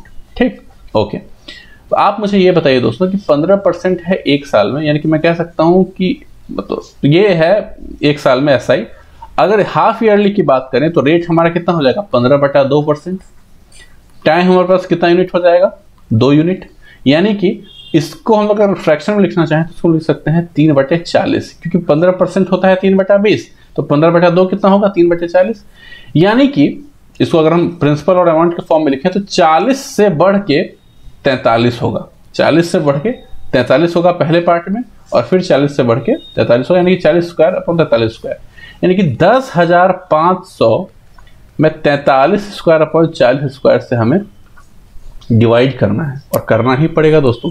यहाँ पे हमारे देखिए नियरेस्ट टू 1 ये अप्रोक्सीमेट वैल्यू दी हुई है, एग्जैक्ट दे नहीं रखी है, तो यूनिट जस्ट हमारा खत्म हो गया। यहाँ पे बहुत ही क्लोज वैल्यू है तो अप्रोक्सीमेशन भी आप नहीं लगा पाओगे अगर आप ऐप्ट नहीं हो तो आपको यहाँ पे करना पड़ेगा, लेकिन उतना मुश्किल है नहीं जितना दिख रहा है। दिखाता हूँ मैं, जैसे कि देखिए बिल्कुल बेसिक करेंगे, लेकिन बेसिक करना कितना आसान है वो दिखा रहा हूँ मैं। आपका यहाँ पे 1849 होता है 43 का स्क्वायर, इसलिए मैंने आपको कहा है कि 30 तक का टेबल और 50 तक का स्क्वायर आप याद रखिए। अगर आपका मैथ्स वीक है तो इतना याद रखोगे तो आपको बहुत हेल्प मिलेगी। अगर बहुत स्ट्रांग है मैथ, आपका बहुत ज्यादा दिमाग चलता है, तो फिर आपको जरूरत नहीं पड़ेगी इतने की, लेकिन ऐसे मैं आपको रिकमेंड करूंगा। ठीक है, 0 से 0 कट गया। अब देखिए कि 16 यहाँ कितने बार में कटेगा, 16 1 16, ठीक है, 16 फिर 1 16, 8 16 85 दशमलव 85, 16 1 16, 16 दूना 32, 16 1 16, 8 89 5 और 5, ठीक है, तो 115.5। अब इसको अगर मैं इससे मल्टीप्लाई करना चाहूं तो आप कर लीजिए, आपका आंसर आ जाएगा। ठीक है, कैसे करना है थोड़ा सा मैं आपको बता देता हूं। तो जैसे कि 100 पहले करना है कि 100, देखिए एग्जैक्ट मुझे निकालना पड़ेगा। ठीक है, एग्जैक्ट अप्रोक्सीमेट से काम चलेगा नहीं। तो ऐसा नहीं कि मैं 115 से 105 से करके काम चला लूंगा, तो वैसा नहीं होगा। आपको इसको करना पड़ेगा मल्टीप्लाई एग्जैक्ट ही। लेकिन देख सकते हैं कि बहुत मुश्किल मामला नहीं है। 115 से 105 को गुना करना कोई बहुत बड़ी बात नहीं है। आप ऐसे भी कर सकते हैं, मैं तो ऐसे करूंगा नहीं, मैं तो नॉर्मल ऐसे करूंगा 105 105 और 525, 5 7 2 120 75, 120 75 7 में 1, 120 75 से थोड़ा ज्यादा 0.5 भी मैंने मिस किया एक्चुअली। 0.5 इसमें और अगर मैं ऐड कर दूंगा तो ये हो जाएगा 52.5। तो इसमें मैं 52.5 और ऐड करूंगा। ठीक है, तो थोड़ा सा लगता है कुछ इशू हो रहा है दोस्तों। यहाँ पे 12,075 में 52.5 7 में 1, 122 121.27 मुझे आया है। इससे थोड़ा सा ज्यादा होगा क्योंकि हमने एक्यूरेट नहीं लिया था, 89 में हम लोग नाइट रख लिया था। तो ये होगा। देखिए मैं उम्मीद करता हूँ कि शायद मैं इसको आपको समझा नहीं पाया हूँ बहुत अच्छे से, कैलकुलेशन पार्ट को स्पेशली, लेकिन कोई दिक्कत की बात नहीं है। आपको बस ये देखना है कि 2 साल में अगर रेट आपका 15.2% है तो आपका जो वो होता है अमाउंट बनेगा 2 साल में वो 40 स्क्वायर अपॉन 43 स्क्वायर बनेगा। 40 स्क्वायर की वैल्यू आपको पता है 10,500 आपको निकालनी इसकी वैल्यू। तो हम क्या करेंगे, सिर्फ 10,500 को 43 स्क्वायर और इससे मल्टीप्लाई करें, मेरा आंसर आ जाएगा। बस इसी से मेरा आंसर आ जाएगा। तो बस इसको आप जितना जल्दी और एफिशिएंटली कर सको, क्योंकि यहाँ पे कोई काम ना यूनिट जस्ट काम करेगा ना अप्रोक्सीमेशन काम करेगा, ठीक है, ना डिजिटल सम काम करेगा। तो फिर आपको बेसिक ही करना है। अब आप जिस मेथड से जल्दी कंफर्टेबल हो निकालने के लिए। ठीक है, तो दोस्तों आज की इस वीडियो में हम लोग यहीं तक रखते हैं। 1 से लेके 41 तक हमने कंप्लीट कर लिया है। नेक्स्ट क्लास में हम लोग 42 से लेके 100 तक कंप्लीट करेंगे। ठीक है, मैं उम्मीद करता हूँ कि आप लोगों को सॉल्यूशन जो मैं करा रहा हूँ समझ में आ रहे होंगे, रियलिस्टिक लग रहे होंगे, ऐसे लग रहे होंगे जो आप एग्जाम में अप्लाई कर सकते हो। वही मेथड मैं आपको बता रहा हूँ जो अच्छे भी हैं। आपको 2 घंटे के अंदर आराम से पेपर को आप कर पाओगे। और वो मतलब ऐसा भी नहीं है कि बिल्कुल इरेशनल टाइप का है, वैसा मेथड कैसे सोचेंगे ये आपको फीलिंग आए। ठीक है, तो इसलिए उन चीजों का मैं ख्याल रख रहा हूँ। ठीक है, बहुत ज्यादा साइंटिफिक सॉल्यूशन भी हो सकते हैं। सॉल्यूशन का out of 100 question maximum question को ऐसे तरीकों से किया जा सकता है जो मतलब बहुत जल्दी आंसर आ जाए, लेकिन हर क्वेश्चन के लिए एक ट्रिक होगा।